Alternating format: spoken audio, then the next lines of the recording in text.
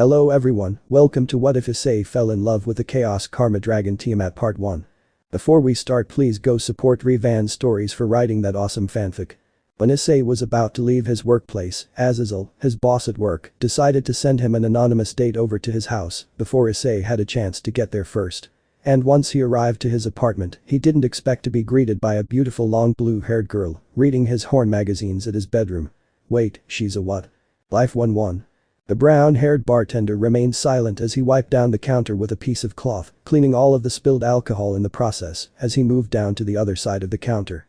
Issei Haidu, a 22-year-old male, once a member of the infamous group Perverted Trio, was currently working at the red light district as a bartender for a strip club. His normal attire for work was a black tuxedo.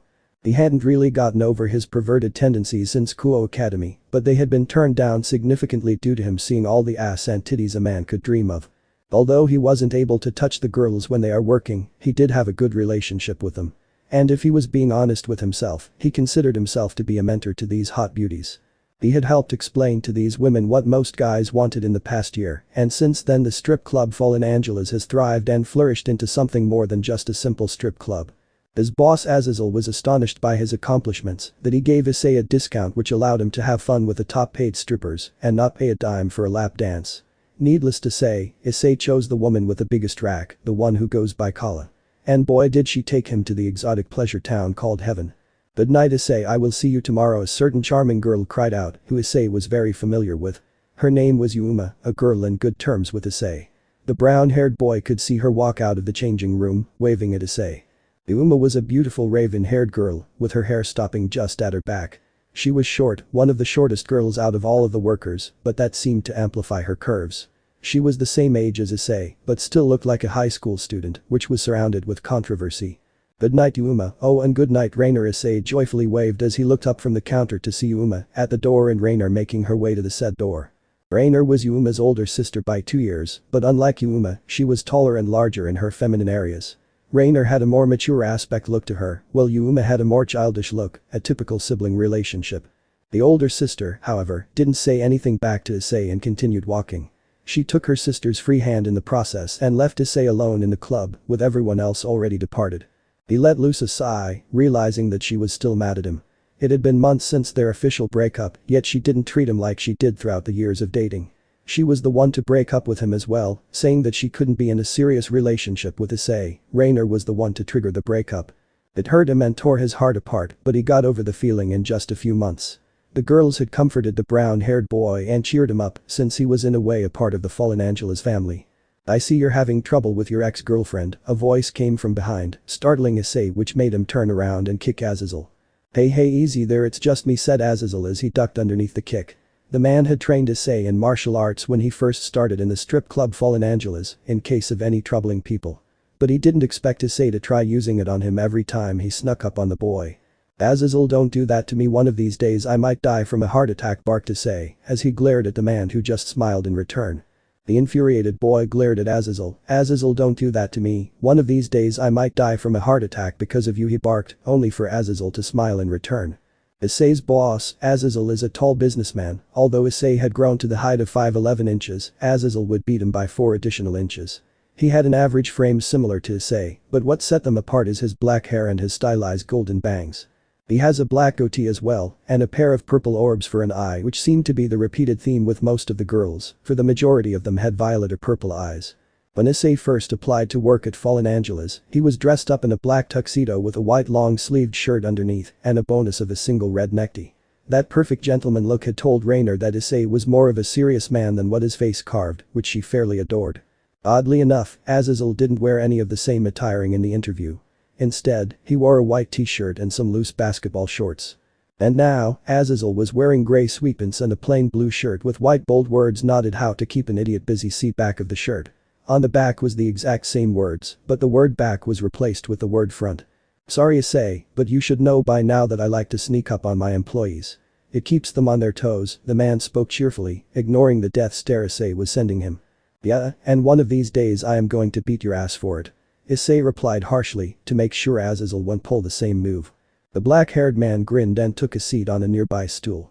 "And when that dream of yours turns into a reality, I will gift you with my sweet collection of video games and porn." Azazel mocked his employee with a grin. Whatever. What the hell do you want now? Issei asked, continuing to clean the counter while Azazel glared at him. He was sure that it was going to be something smart and witty, since the guy he was dealing with was indeed Azazel. Oh, don't be like that. Azazel said with a mischievous smile on his face. We are friends, aren't we? That means we help each other out. Cut the crap, will you? Just tell me what you want and go away. Curtly spoke Issei. He wasn't a fool and knew that Azazel had done something that he was pretty sure he would be against. Azazel in response laughed at his abrupt behavior, but Issei, don't you want to feel the soft mounts of a woman's breasts? Azazel teased as he leaned forward with a devilish smile. Boobs that surpass Rainer's jumbos. Can you even imagine it? The boy didn't answer at first, mainly because of the obstacle that was thrown at him. Sure, he had experienced the company of some of the girls, but he did miss dearly on what he and Rainer had in the past. He missed riding home on his motorcycle with Rainer's breasts pushed up against his back, as well as seeing Rainer wearing the famous naked apron. Hell, he even missed the times when Rainer insisted on cuddling while watching television. He missed the warmth of a woman's touch, that's what it was. However, this was his boss Azazel, who was helping him out. Which meant that there was something obviously missing, something Azazel wasn't telling him in advance. The conceding Issei sighed. Yes, he meekly admitted the truth in a whisper, embarrassed by the soon-to-be laughter that was going to come crashing down on him, because deep down Azazel was his friend and friends are dicks like Azadithwing. Well, then you are in luck, Issei. But that said, Azazel took out his phone and dialed a number he seemed to know. He agreed to meet ya, the place I showed you before. I will send him on his way then. Issei, listening to the swift phone call, raised an eyebrow as he glared at Azazel with a perplexed look. He didn't hear what the other person was saying, but judging by that smug look on his face, he could tell that it wasn't anything holy. What? Why are you giving me that look? I just got you a date for the night, he quipped, standing up from his stool, stretching his arms as he did so. You better hurry or else you will be late. Issei paused as he checked the watch on his right wrist. 4:30 in the morning on a Monday. I don't think there is any place open to take this date you have gotten me. Issei deadpanned as he began to clean the shot glasses. However, to Issei's surprise, he was being ushered out of the bar by Azazel, who had somehow managed to get behind him before he knew what happened. McDonald's is open 24 hours a day, you can take her there. Oh, because that is every girl's dream. Came Issei's snarky reply as he was rushed out of the building named Fallen Angeles. Every girl wants to go a super fancy fast food restaurant on their first date with a guy. Yep, now hurry along now. Azazel cheerfully shoved Issei out of the club, followed by tossing him his black leather jacket. And try not to piss her off. Okay. See you later, Issei. The brown-haired boy removed the jacket that covered his face, revealing an annoyed boy with a frown. He knew how to handle women and knew how to please them. After all, he was the one that taught Azazel of the new freaky-deaky stuff that even the black-haired fool didn't know about. If it wasn't for him, Azazel wouldn't have been able to get in a relationship with that Gabriel girl he heard so much about. But he never got the chance to actually meet the person, or at least that is what he thought. Putting on his jacket, Issei made his way to his motorcycle that was painted midnight black with purple custom and raging flames. His helmet matched the theme with his motorcycle, also having the same custom flames. His father had helped him pay for his motorcycle when he turned 18, but nevertheless, it was his and he had grown attached to this motorcycle. It was his way of coping with stress. Actually, his way of coping with stress had become fixing things. After his breakup with Rainer, he had put most of his money he saved into this motorcycle as well as his apartment. In short, he was pimping out his crib and ride because it took his mind off of his only ex-girlfriend. After putting on his helmet because of safety reasons, he warmed up his motorcycle and backed out of his parking spot, only for his phone to start buzzing in response to a text.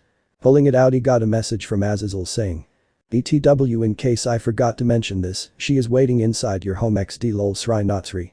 These words were then followed by more emoticons that were made up of words. He does realize that there is an emoji section, right? Was Issei's first thought before realizing what the man also told him. Wait, she is in my home, what the hell, Azazel? Revving up the engine, he kicked it into full throttle, not caring in the slightest if he ran a red light or not. He had some stranger, not just a stranger, a female in his home where his porn and video games were out for the entire world to see. If she entered his bedroom and saw all that, then it would be over before it even started. She would think he was some kind of nerd who plays video games and masturbates to porn. He couldn't allow that, no matter what, especially since he didn't know who this girl was. She had a rack that surpassed Rainer's, so he needed to find out no matter the consequences. Not noticing the police car parked at the four-way intersection, he continued to rush home as the police sirens began to track behind him. "Attention, pull over to the side of the road before you become one of the world's dumbest criminals," came one of the cops' voices through the PA system as it pursued Issei, following him as he turned a ridiculous amount of times. "Shit, I can't lead them to my home, and I don't feel like dealing with some police. Sorry, my mysterious date, but you aren't worth getting arrested for," the boy muttered before slowing down. A lone tear went down the left side of his cheek. His chance for a new girlfriend had gone with that tear. Eventually, he came to a full stop at the side of the road just a mile away from his apartment. He could picture the hot beauty rummaging through his porn and becoming disgusted with her prepared date. Well, there can only be one man who has that motorcycle, and that is Issei Haidu. He got it for his 18th birthday if I recall, a male voice very familiar to Issei, getting closer to the motorcycle. Issei whirled around to see Mitsuda in a police officer's blue uniform, something he didn't expect to see at all. He hadn't seen Mitsuda since he turned 19, and from what he knew Mitsuda went to attend college. So why was he here? "Mitsuda, is that you?" he asked incredulously to the point of nearly shouting. Mitsuda as a police officer was the last thing he expected to see. "Not so fast," Mitsuda denied as he wagged his finger back and forth before pointing his index finger at his badge. "It is Officer Mitsuda to you." The brown-haired boy deadpanned, "Isn't it Officer Arasi, you dimwit?" Mitsuda's mask of confidence washed away like a sand castle after getting hit by a wave. "Nevertheless, Issei, you were breaking the law and me and Motohama." "Motohama is an officer too," shouted the shocked Issei, no longer caring for waking the people up in the neighborhood. "Yo Issei, it's good to see you," came a happy Motohama's voice through the PA system, not noticing the tick mark on Mitsuda, growing from the annoyance of being rudely interrupted. The biker waved at the police car before replying to Mitsuda in a pleading voice. "Before you give me a ticket or anything of sorts, I have a damn good reason on why I am breaking a law." "Oh? Do you now?" Mitsuda's voice was laced with sarcasm as he crossed his arms, "and what reason would that be? Was your mother dying, or did your father throw his back out?" The boy didn't laugh at his obvious jokes. "No, but I am guessing that is what you get as excuses from people like me," Issei mumbled, who was met by a firm nod from the police officer. "You have no idea, my man." Issei cleared his throat and told Mitsuda everything. "First of all some random girl was sent to my home, and I have no idea who this girl is, and I need to keep her out of my bedroom." At first, Mitsuda didn't take his word. However, Issei had a deal he could make to satisfy the friend police in front of him. "If you let me go, I will give you guys VIP passes for the strip club I work at, maybe free drinks too." There was no way Mitsuda, one of Issei's best friends from the past, could nullify this effect called perverted dealing. "VIP passes for a month and you got a deal," Mitsuda whispered near Issei's ears, who caved into the bribe. The brown-haired biker cheered on the inside. "Thank God, I knew that guy still had his perverted nature." "Deal," Mitsuda gave him a smug grin and declares in a loud voice. "That is all, sorry for pulling you over. Have a good night, perfectly innocent fine young man." Issei waved goodbye before speeding off almost immediately. One thought was on his mind. "I wonder how many girls he had hex with when pulling them over. If he took my bribe then girls must get off pretty easy, then maybe I should become a cop too, seems quite beneficial." Issei eventually made it to his apartment complex after the mundane matter and quickly parked his bike in the garage for all of the residents that lived there. He had no time to waste, he needed to get to his room quickly. He ignored the elevator and went straight to the stairs, sighing before sprinting up the stairs with rush. His apartment room was located on floor 8, so his athletic skills was all he could depend on. Going over 2 steps per step, he rapidly ran up the stairs. Issei was halfway there until his phone began to ring, caused by a phone call from his dear friend he could give a lesser crap about. "You got mud on your face, you big disgrace, kicking your cans all over the place." It was Vali, his dear old friend. "What is it, Vali?" "I don't have time for your shit," Issei angrily responded as he continued to run up the stairs. His stride didn't break, which was surprising, but when you are a bartender like him, then you can do the impossible, sometimes. "Hey Issei, I was just wondering if you're down for some Star Wars Battlefront IV. "Sorry but I can't, there's a girl I don't know dwelling in my apartment," Issei rambled, despite the fact that he had been waiting for Vali to get the video game. He was waiting almost 2 months, and it seemed like Vali finally got the digital version. If it wasn't for him, the gray-haired boy named Vali wouldn't even have a social life. Vali was probably the most awkward bartender he had met during his lifetime after becoming a bartender at Fallen Angeles. The guy had the charming looks that could steal any girl, for sure prettier than the other pretty boy Issei knew in the past. Which was shocking, because if Vali was truly Azazel's son, there was no way that Vali could ever shut up. Issei couldn't allow Vali's dullness to continue and taught the man how to actually function like an active human being, which was great because the two became best friends during the process. Vali would always have his back in fights, and the two had something similar. They loved video games. He was, however, slightly jealous of Vali for his breathtaking girlfriend. Although at the time Issei was in a relationship with Rainer, so Issei couldn't exactly show it in public. Vali bucking Lucifer, "Get your ass in this bed right now, I am in the mood to buck, and you will be doing just that." A most definitely familiar voice, Issei heard it countless times whenever he engaged in a phone call with Vali. Issei didn't even have to think about who it was, there could only be one woman in this world with such passionate but feminine voice. "I gotta go, Issei. Maybe some other time, sorry for interrupting." Issei didn't even get a chance to utter a goodbye before the call ended, although he wasn't going to say he was going to laugh as Vali for being so whipped to his girlfriend. However, these snarky comments that flooded the young man's mind were short-lived, for the memory of a girl in his apartment came back to his mind. Not wasting any more time, he opens the door that leads to his floor and rushes towards his apartment door as quickly and quietly as possible in an attempt to not awaken his neighbors.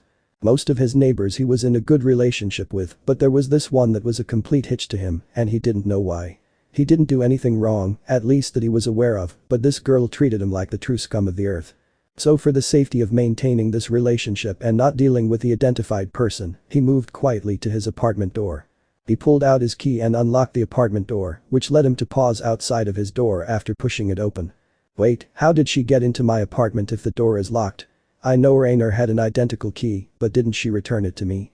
His thoughts then drifted to Azazel and he began to fume. "That buckin' bastard, he was probably the one that stole my key to play my video games, I should have known those wins were obvious and too easy." As he walked into his apartment, he closed the door behind him and called out in a loud voice. "If there is anyone in here, specifically a hot gorgeous babe, then please reveal yourself now, otherwise I will not be held responsible for giving you a beatdown for trying to creep up on me." Issei's apartment wasn't the biggest apartment ever, it had in total 5 rooms if you considered the bathroom as a room, but besides that, it was the usual apartment style, a living room, kitchen, bedroom which was connected to the bathroom, and a laundry room. Seeing that he got no response, he took off his jacket and slipped off his formal shoes. Now had these been some sneakers, he probably would have kicked them off in an attempt to see how far they could go flying. He then pondered on calling Azazel and asking him if that lady he sent over to Issei's home had left, but the odds of Azazel actually picking up was slim. Hell, Issei would have better luck quitting video games. He quickly undressed himself to his boxers, taking his phone out of his pants as well as his wallet, and put his tuxedo into the washing machine and set it to cold rinse and made sure it was on delicate wool cycle before starting it. Luckily for Issei, his washing machine was somewhat brand new and was on a high quality condition. Because with how many times he washed his clothes, he needed a strong and firm one that would take beatings time to time. After putting on some black sweatpants and a grey tank top he loved so much, he closed the dryer door and left the clean clothes in there after debating to fold them later. For now, since he had no girl in his home, he was going to text Vali and ask if he had time to play some video games. "Do you want to play some Star Wars Battlefront IV after you are done with Issei muttered as he quickly typed out his text to Vali before sending it and placing his phone back in his pockets. "Angel, play some music," he said with an indoor voice, not particularly talking to anyone in the house. Now no one was in his room, but he got a response from the black little cylinder that was resting on one of his shelves. Starting. Musical playlist 3. Issei didn't know if this was a sign, because the song that first played was Worst Mistake by Fivefold. Not really bothering about it, he began his scavenging in an attempt to find some leftovers from yesterday, but ended up coming empty-handed. "TCH, looks like it is macaroni and cheese." Issei clicked his tongue, closing the fridge he had opened. He moved to a shelf to get a small box of store macaronis and a medium-sized pot from the bottom shelf. Seeing that he had some time before he could put the small noodles in the boiling pot, he went to his bedroom to turn on his gaming device and get a game running. Issei believed that if you can't eat in game, you are not a true gamer, so he stuck true to his ideals. Opening the door to his bedroom, he was met by the sight of a barely lit room, but that didn't stop him from seeing what he saw, which made him stop dead in his tracks, with both his blood and skin freezing in spot. Sitting comfortably on his customized purple and black gaming chair was a busty, awe-inspiring woman, no, a reputable goddess to be more descriptive. The specified individual had long pale blue hair that he just wanted to twirl his fingers in for some odd reason, a dark blue reptilian-like eyes that could ensnare any man with a look, and this purifying smell that was causing him to feel like he was diving into his teenage years again. Her porcelain-like skin was covered by a blue dress that reached her knees, and her curves were great. No, by Issei Haidu standards, great couldn't even describe it, more like heavenly perfect.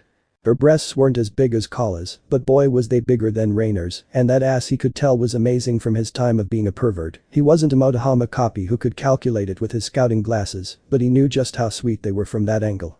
In her hands, however, were stuff he didn't want a woman to find out. Especially a stranger like her, because they were porn magazines that Issei kept over the years. And to add to that, she was so interested in them that she didn't even look up to face the house owner. Excuse me, but can you put that down? Issei properly requested before a proper greeting, hiding his urges to just jump at the girl. So many wrong thoughts crossed over Issei's mind, which was troubling for his gray sweatpants. Oh? You must be Issei. No, Issei.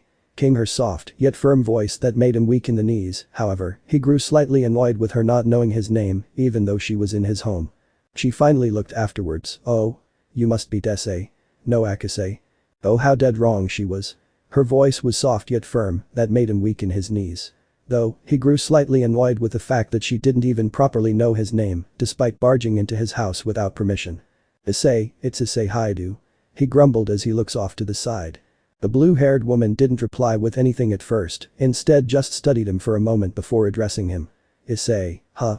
So I assume that Azazel had told you about me, and that I have the permission to live here with you? This brought his gaze back to her. No. I wasn't told anything about the fact that you were living here, and not that I am completely against that, Issei trailed off, repeating the statement in his thoughts. The unidentified woman hummed as she got up from the chair, setting down his magazine to his desk to examine later in the process. What did the fallen angel leader tell you, then? You mean Azazel? Issei's voice was laced with confusion which caused her to sigh in annoyance. He assumed that she meant fallen angelas instead of fallen angel. Yes, Governor Azazel of the Grigori, your faction leader. There was a long silence after that, ignoring the music that was being played from the living room. What the hell is a Grigori, and what are you even talking about? Issei asked, breaking the silence as he stepped away from the girl as if she was insane. He is my boss. The blue-haired lady didn't say anything at first. Her thoughts were running wild as she considered what to say. He has a sacred gear, but they haven't even bothered unlocking it. Does he even know about the supernatural world, or have they kept him in the dark? She then spoke. Tell me, Issei. Do you believe in the supernatural? Do you think angels, demons, dragons, and gods exist? Issei's face became unreadable for a second, but when it did, it was a face full of disappointment. God damn it, you are one of those kinds of chicks, all about that spiritual nonsense, thinking ghosts and imcase exist. It isn't nonsense, boy. She stated strongly after Issei labeled her as a crazy chick. Look, I get it, you love supernatural stuff. And because of that, you wear those draconic eye contacts, but newsflash, stuff like that has no chance in hell in actually existing, Issei curtly assumed, not noticing the radiating heat around her. She stomped her feet. My eyes are like this because they are real, call them fake again, and I will put you on the ground. Yeah, sure, if you are a dragon then I am actually a T-5000 from Terminator 7. Issei joked with a smile. But after his joke has been said, he had no idea on what was going on, except for that he was feeling some unusual pain. Issei had moved from a standing position to where he was on the floor with a woman's hand on his throat. Her eyes appeared to be glowing with anger and annoyance. Issei for once felt a little fearful of what was going on with her hands on her throat. But he couldn't complain, her breasts were more visible than before and they were seriously something else. Say something that annoys me again and I will snap your neck in half right now. I didn't leave my comforting home to be ridiculed by some ignorant child who has been oblivious to the real world. I came here to learn more about this human society. Issei's throat felt drier than the Sahara Desert. He didn't know what to say in response. He doubted his own words and was afraid that they would get him killed. However, he needed to say something. Closing his eyes in preparation for his neck to be broken, he apologized. My bad. I didn't mean to cause any offense, whatever your name is. Tiamat, I am the Chaos Karma Dragon Tiamat, a Dragon King. The blue-haired woman introduced herself, letting go of the boy after his short apology. Had it been a snarky devil, Tiamat would have somewhat been suspicious. Right, Issei picked himself back up, considering if what she said was true. He was almost definitely sure that the supernatural wasn't real, but at the same time, she was ridiculously strong. Once Issei got back up to his feet, Tiamat questioned him, you still have doubt that I am an actual dragon?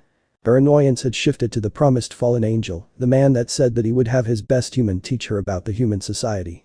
It was time for her to fill her boredom with interest knowledge, which Azazel promised to do for the past several hundred years. Yet he wasn't even informed about the supernatural side of the world, he was just some clueless human living a blind life. But was that why he was the best? Was it because of him not knowing about the supernatural that made him the best to teach her? So if you're a dragon, does that mean you have, a real dragon-like form? Issei was on a thin ice, not knowing what to exactly say. After all, this was still a bit nonsense to him. But the sigh, she answers, yes, why do you ask? Issei then looked at the floor as he scratched the back of his head with weird embarrassment. Do you think you could show it to me? I mean, maybe it could help me come to terms with the stuff you just said, about the supernatural actually existing. Some words just aren't going to cut it. Tiamat didn't say anything at first, she couldn't turn into her actual form, otherwise this building would be leveled into disaster. Why should I though? What will I be gained from you? She may not be as violent as she used to be in the past, but she was a dragon, and like all dragons, she wanted something in return. Well, I was going to make dinner. Oh shit, the pot, realizing that the water was probably boiling like crazy, he rushed out while nearly shouting. Angel, stop playing music. The black cylinder complied with him and stopped playing the audio. Tiamat felt a little insulted by what she just witnessed. He was in the middle of striking a deal with her, and he straight up left for some boiling water. Curiosity getting the better of her, she decided to see what was more important than a deal with the strongest Dragon King. Life 1-2. Walking out of the bedroom, the Dragon King was greeted by the sight of Issei pouring some type of substance into the pot of boiling water, followed by moving to a nearby drawer. He grabbed a spatula-like item, closed the drawer, and moved back to the oven and began stirring the noodles. Tiamat, who observed Issei's activity, tilted her head rather cutely as she tried to find out what he was trying to making. However, she couldn't quite figure out what Issei was trying to make as the smell was odd and new. Seeing that she wasn't going to get anything with her sensible nose, she decided to probe him on what he was making. What are you making, and what's in it? Issei, who was focused on the noodles, turned his head to the self-proclaiming dragon and gave her a confused look. I'm making macaroni and cheese. It's basically noodles, but you mix cheese with it. Tiamat used her enhanced smelling once again to try detecting the cheese part, but didn't smell any cheese coming from the pot. I don't smell any cheese. Well, that's because I haven't added the cheese yet. He then paused and gave her another look before speaking again. This time he was a little hesitant. You have cooked before, right? Tiamat felt a little insulted by that comment. She had roasted tons of her prey before devouring them, so she was familiar with cooking. Yes, I have cooked before, if you must know. How do you think I lived for this long as a Dragon King if I couldn't? He stopped his stirring as he gave it some thought before shrugging. I don't know if you're really a Dragon King. Besides, I just assumed you have tons of servants to attend to your every need, so why bother cooking for yourself? She scoffed in response as he returned to stirring the noodles in the pot. He occasionally lifted his spatula up to check the noodles before dumping them back in. You're really clueless about the supernatural side of this world, aren't you? Obviously, why do you think I called you a crazy lady? The tick mark had appeared on Tiamat's head. The one thing she didn't like was being called crazy. She was not crazy, she was perfectly sane and healthy. Call me crazy one more time and I am putting your face in that pot. The fierce Dragon King warned, crossing her arms under her bust. Hearing this, Issei felt his blood turn cold. He had no doubt that she would. Maybe I should change the subject. Issei could feel her eyes still on him, piercing his very soul. It was terrifying in Issei's standards. He thought Tiamat wanted an apology from him. The brown-haired boy decided to change the subject to escape from her hate glaring. So are you seeing someone?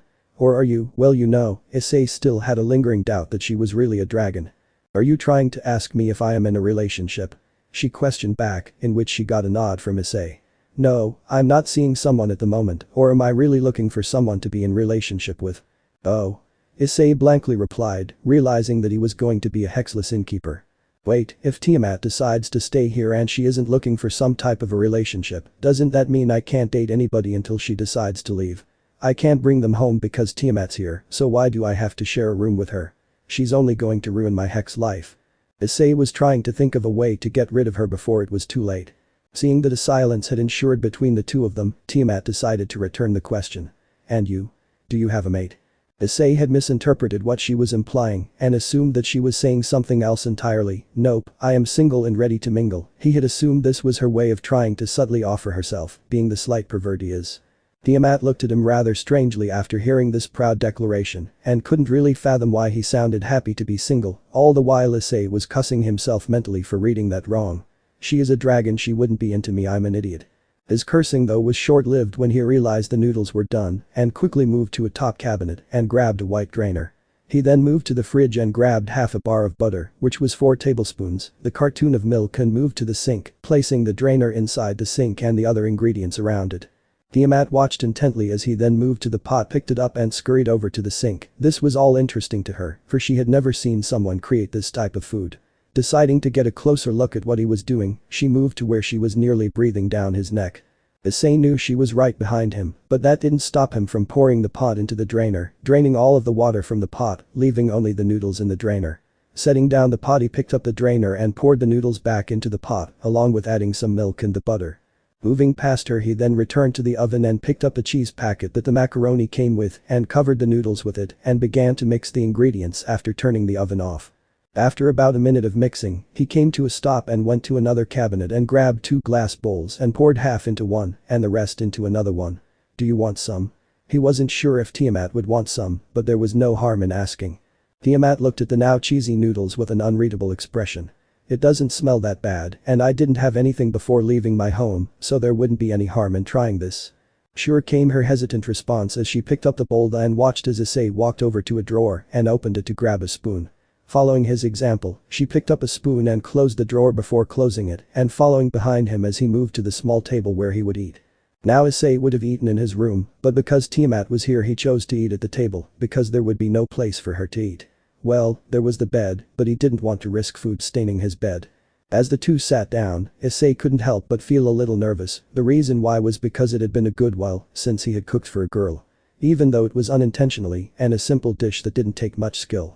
"This isn't much, but I do hope you like it. These are one of my favorite dishes," spoke Issei before digging into his food. Tiamat merely watched him take a bite out of his food before doing the same. Tiamat froze after her taste buds felt the macaroni. "What is this? It is so cheesy and gooey, but it is oh so delicious." He says, "This isn't much, but it tastes so wonderful, I need another bite."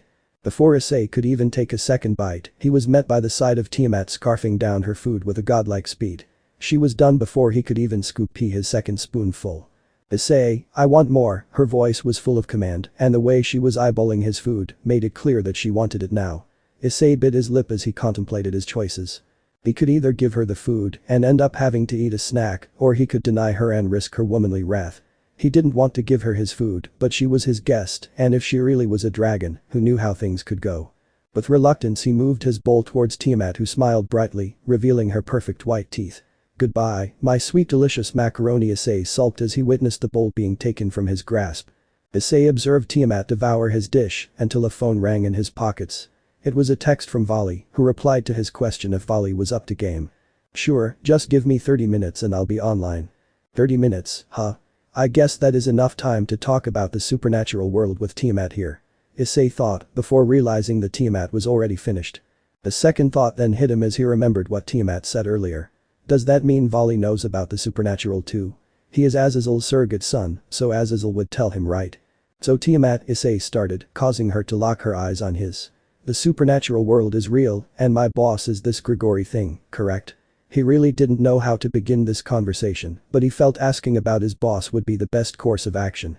"The Grigori isn't a thing, it's a faction, the fallen angel faction to be correct.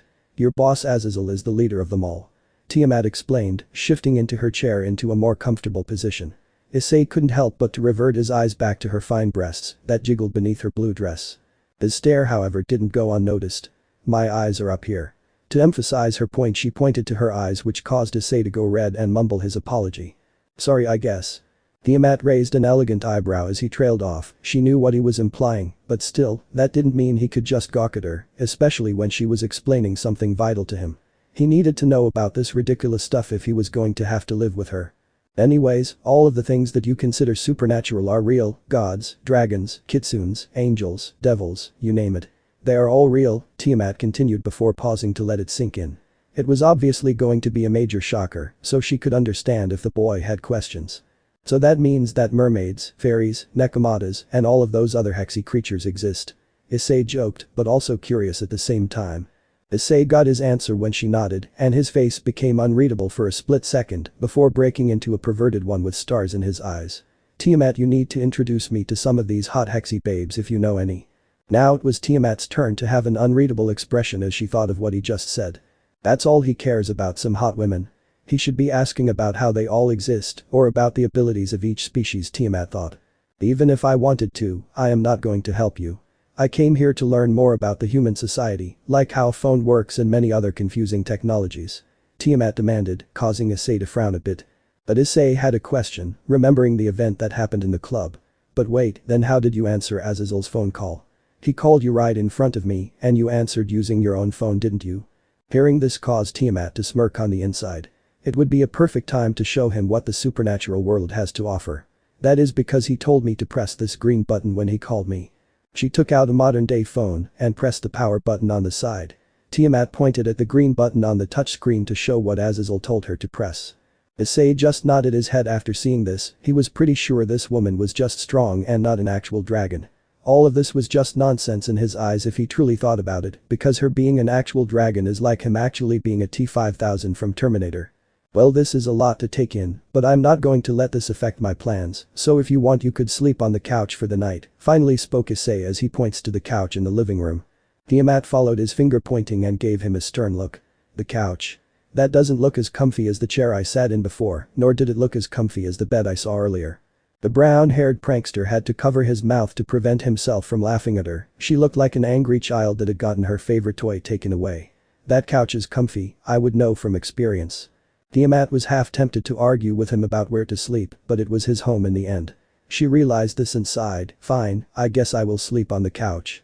Back during the relationship days, Rainer had kicked him out of his own bed, sometimes when she was mad at him, so that couch had become his temporary sleeping place time to time. Issei watched as she angrily marched her way over to his couch and planted herself onto the leather. It was kind of adorable. He was about to leave her alone to her own devices, but realized that he should probably get her a blanket, considering it could get cold in here sometimes. Going into the laundry room and getting a soft fluffy black blanket, he returned to Tiamat, who was already trying to get into a comfortable position, but seemed to be having problems. She was turning left and right wildly into every direction. It was kind of funny, but Issei decided not to laugh at her. Here, this should help keep you warm in the night. He then attempts to put it on her only for her to snatch it away and protested in a proud manner. I can put it on myself. TCH. Not even a day in with this lady, I am going to call Azazel tomorrow and tell him to get this whack job out of my apartment. He grumbled as he turns around to leave her alone in the living room. Until, Tiamat decided to ask him a question. Issei, what is that black mirror across from me? Sighing on the inside, he turns to look at the living room's television and says with a small trace of annoyance. That is a television, also known as TV. You use it to watch entertaining stuff or sometimes even play video games. Tiamat looked at it with confusion, and Issei was hoping she wouldn't ask any more ridiculous questions. How do I watch these things if I only see myself? She was clearly a simpleton, no doubt about it. The hot beauty on his couch didn't know anything, all of her brain cells were put into her rack and ass. A bitter and annoyed Issei walked over to the remote sitting next to his white video game device and turned on the television for her. The show that was playing on the TV was a popular American TV show and was luckily playing its very first episode. Issei had already seen a few seasons of it, and with dragons being one of the entities in the popular show. He hands her the remove, press this button to turn the device on and off, press this to move channels, and press this for the menu. I'm sure you speak English so you'll figure everything out once you get there. Tiamat listened intently, which was kind of cute in a way because she had a cute expression on her face as she looked at each button that he pointed at. This should keep her preoccupied for the rest of the morning, or at least it should give me enough time to play for a while before getting some sleep for the night. Sunday afternoon, 2:30 p.m., Kuo Town. Issei stirred from his sleep by the smell of something burning. He didn't know what it exactly was, but he could tell something was burning, especially from inside his house. As he groggily opened his eyes, he was met by a strange sight as well. Instead of waking up on his soft comfy mattress, he found himself on the floor with his head slightly resting on the wall and his body facing the corner. What in the buck? Why am I on the floor? Why does it smell like something is burning, but why am I on the floor again? Why won't this boil? Yelled a voice filled with anger that answered the former question, but still left the latter clueless. That damn woman, he roared as he got up from the floor and smashed his way towards the living room, ending up in the kitchen after a few stomps. He didn't expect what to see at all. In the kitchen, standing over the stove, was Tiamat, who had just breathed blue flames onto a pot filled with sink water, incinerating it into nothing but ash and dust. She just breathed fire. Issei was in disbelief as the pale blue-haired woman turned her blazing eyes towards him. Why won't the water boil, Issei? I put the water in the pot and placed it on this thing, yet the water won't boil. This is the fourth pot and nothing has changed. He didn't respond to her question and looked at the stove horrifically that was covered with black ashes. Was she trying to make macaroni? He then looked behind her to see his last box of mac and cheese torn open with the packs of cheese scattered on the counter. His eyes then shifted to the stove and saw the red light not on, because the stove wasn't on. Tiamat gave him a sharp look telling him to explain what he meant. See these 5 switches? He moved past her and pointed at each switch. She just nodded her head in response. Well, you turn this one on if you are wanting to boil something. Seeing that Tiamat understood what Issei explained, Issei smiled as he closed his eyes before shouting at the woman in front of him at the top of his lungs.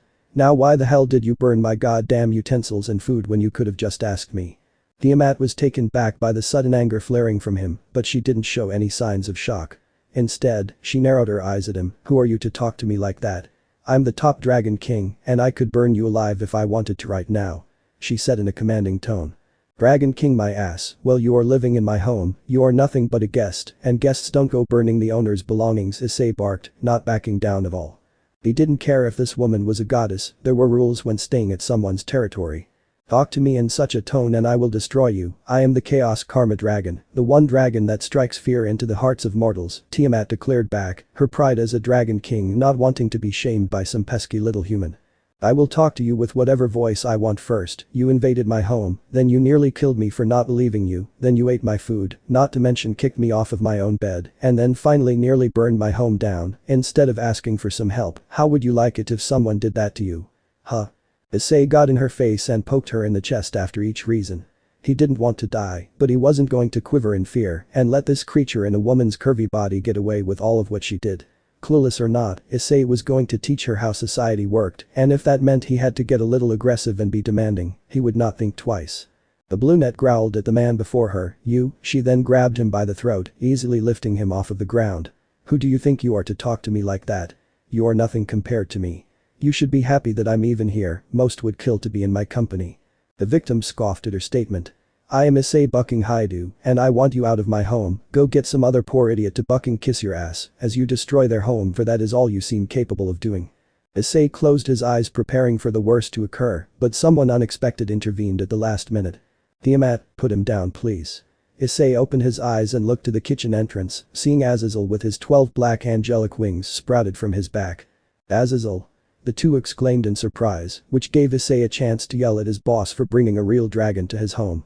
However, this time, Azazel had a rare expression on his face that wanted to observe more than question.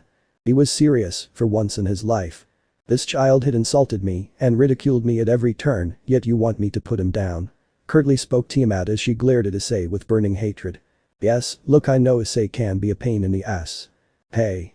But that doesn't mean you can just kill him for it, plus he is usually a big old softy. He is just a little upset that his stuff was burnt, finished Azazel ignoring the indignant hey from Issei. Tiamat in response looked at Issei, her eyes softening as she stared at him. HMPH, fine.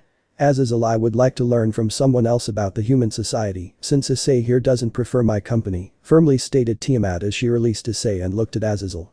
Issei didn't say anything and just watched Azazel as he rubbed HITMAN before shaking his head.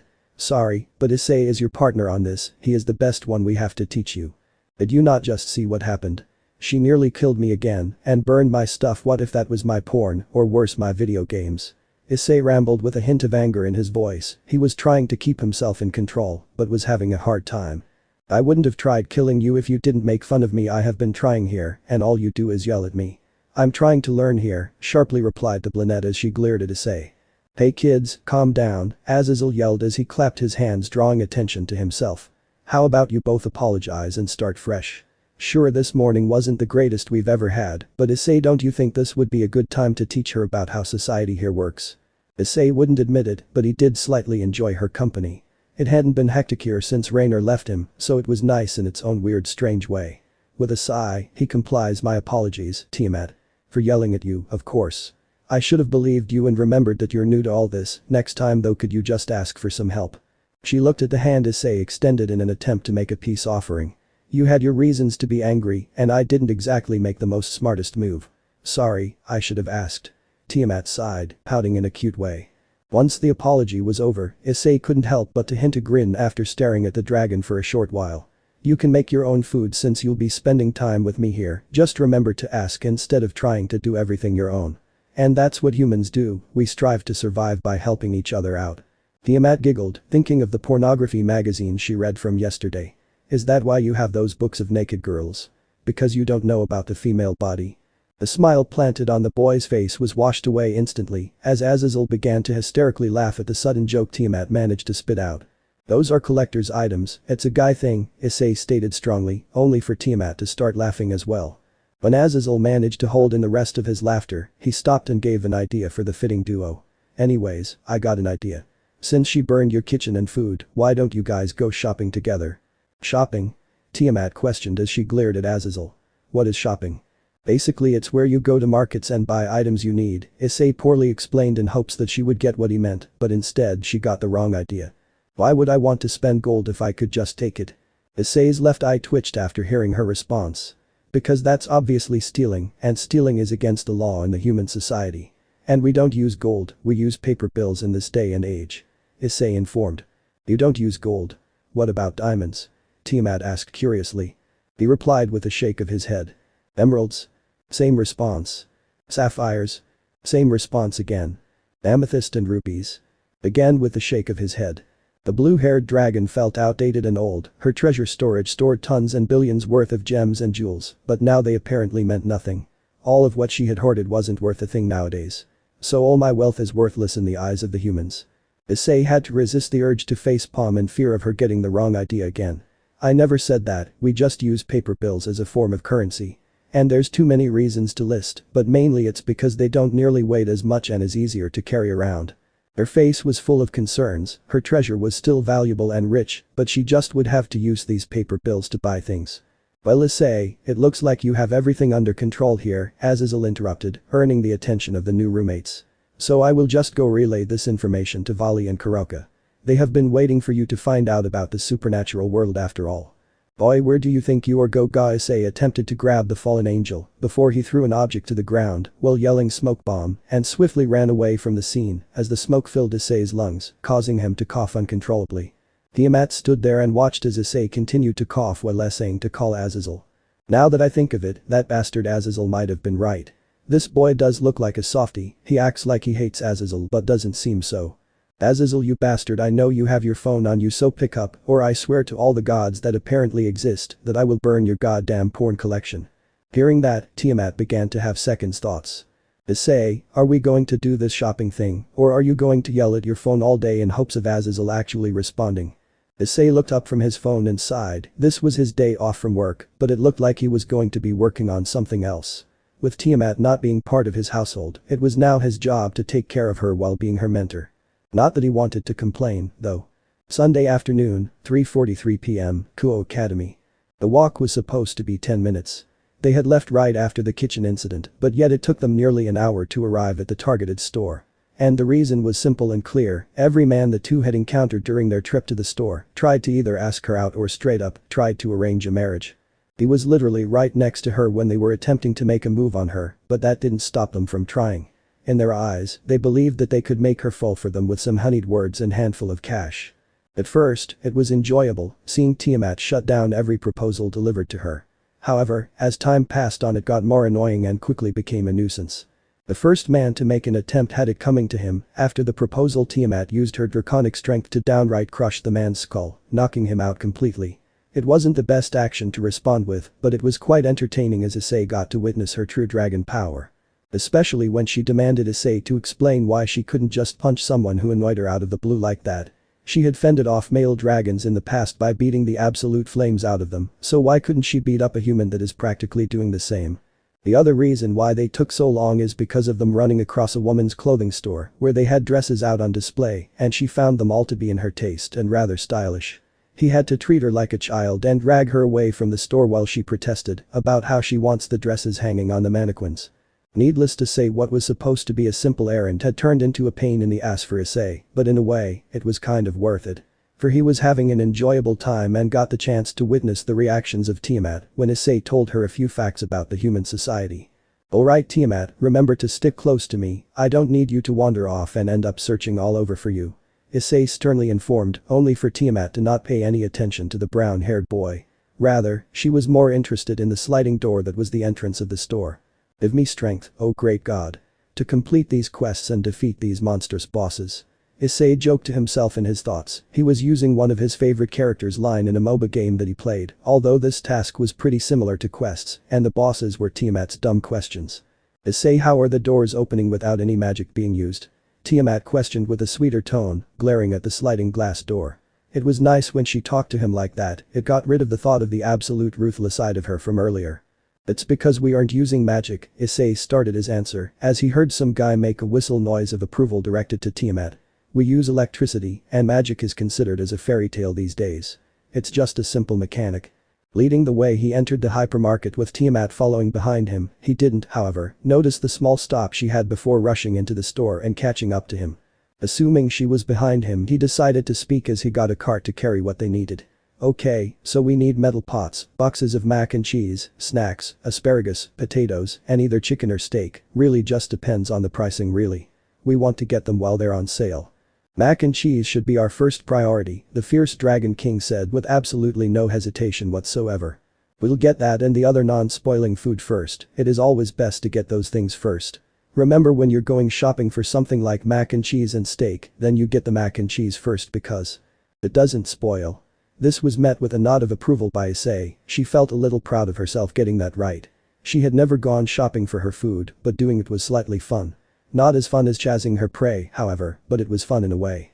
The two then begin their adventure into the food sections. Issei had to explain nearly every type of food as they passed by them, since Tiamat would constantly stop and grab a box or bag of whatever that met her draconic eye. He didn't mind a lot since most of it was just either a different brand of chips or a different kind of noodles and soup, which he had a lot of familiarity with. Tiamat, can you grab one box of mac and cheese please, while I get the canned corn? He would have got it himself, but he decided that it was better to have her try getting some things herself. One box won't satisfy my hunger though, Tiamat pouted as she crossed her arms under her bust, causing the boy's eyes to move downwards and glare at her, the amazing pair. Noticing this, Tiamat thought of something clever. Issei, do you want to perhaps touch these? Her tone was sweet and very enticing as she began to fondle herself, not trusting his own words. Issei simply nodded, causing Tiamat to giggle. She still had it. I could allow that to happen if you allow me to get as many boxes I want. She had him hooked, all she had to do was just reel him in. Picking up the pace of the fondling, Issei found himself becoming mesmerized by her breasts. However, the thought of buying all the boxes of mac and cheese he could possibly go broke. Boy, stop trying to seduce me, you seductress, he nearly shouted as he turned away from her. He hated himself for not accepting the deal, but he just couldn't take the gamble with that woman.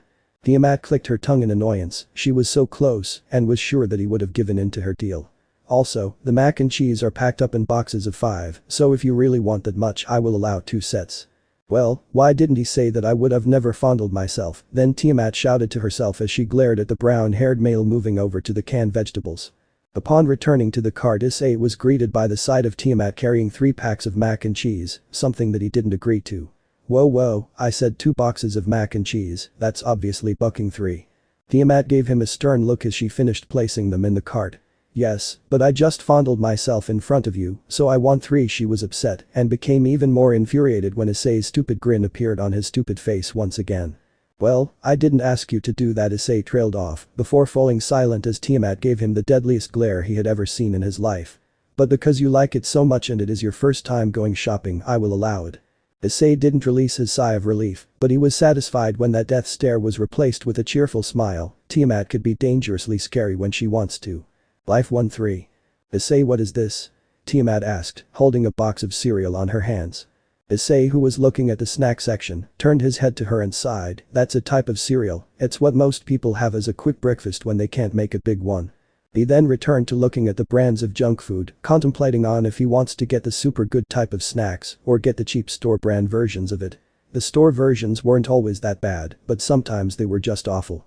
Unbeknownst to him, Tiamat became interested in this type of cereal because of the cute little bird icon on it. She never had Fruit Loops with marshmallows, so she wanted to give it a try. Plus he did say that she could pick out 3 things from the snack section, so this could be one of them.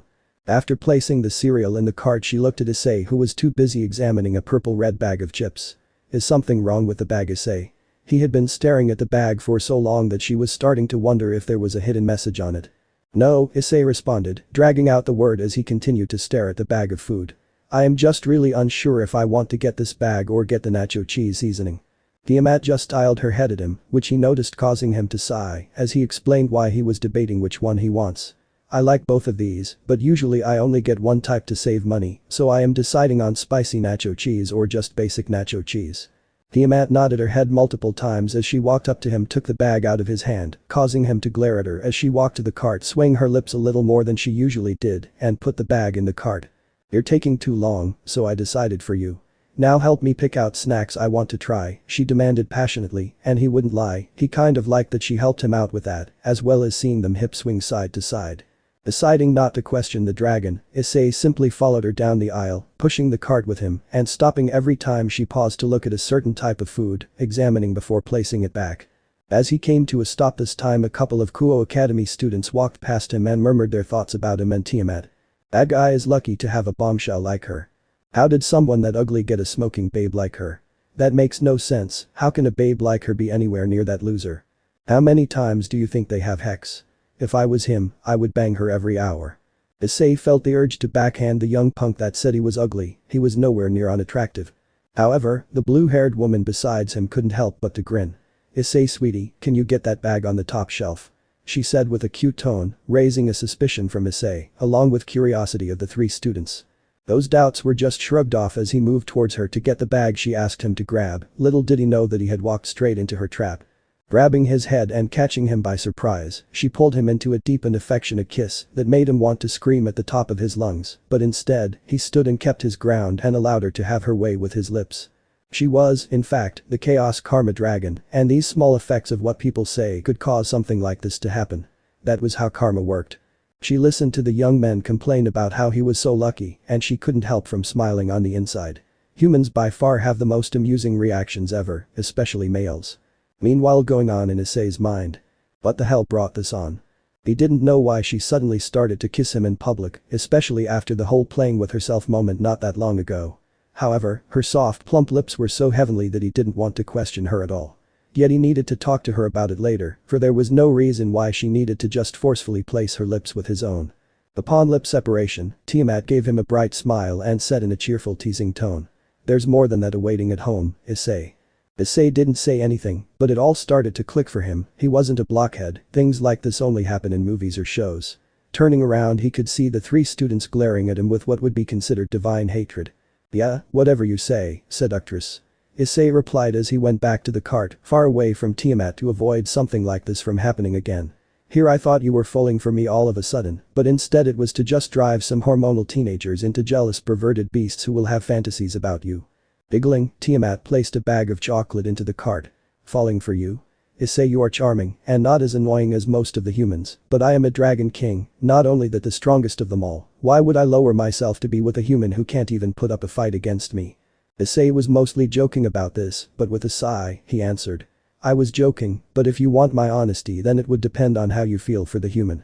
If you love them, does it really matter if they aren't as strong as you or the same species as you?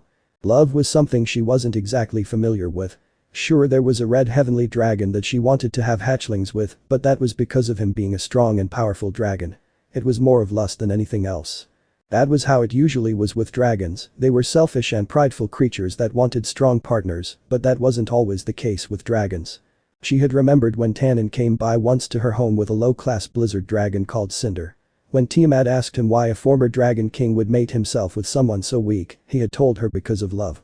She didn't get why Tannen would do that, and still, to this day she wouldn't get it. But now Issei just questioned her if strength was more important than love. It was a difficult question, and one she didn't think she could answer, at least at this moment. Tannen could have answered this question, but she couldn't, at least not until she had first-hand experience in love. Let's just continue getting the items, Tiamat spoke neutrally before falling silent to mull over what he said to her. Issei just nodded, deciding that it was best to move on from the somewhat awkward conversation that was going on between the two. Sunday evening, 5:36 p.m., Kuo Town. Issei made a small sigh as he finished putting the spoilable groceries into the fridge. Right behind him was Tiamat, who was unpacking the mac and cheese and putting all 15 boxes on one of the shelves, nearly filling the shelf up completely. The journey was somewhat embarrassing since Tiamat was carrying most of the groceries, but that was because she volunteered to do it.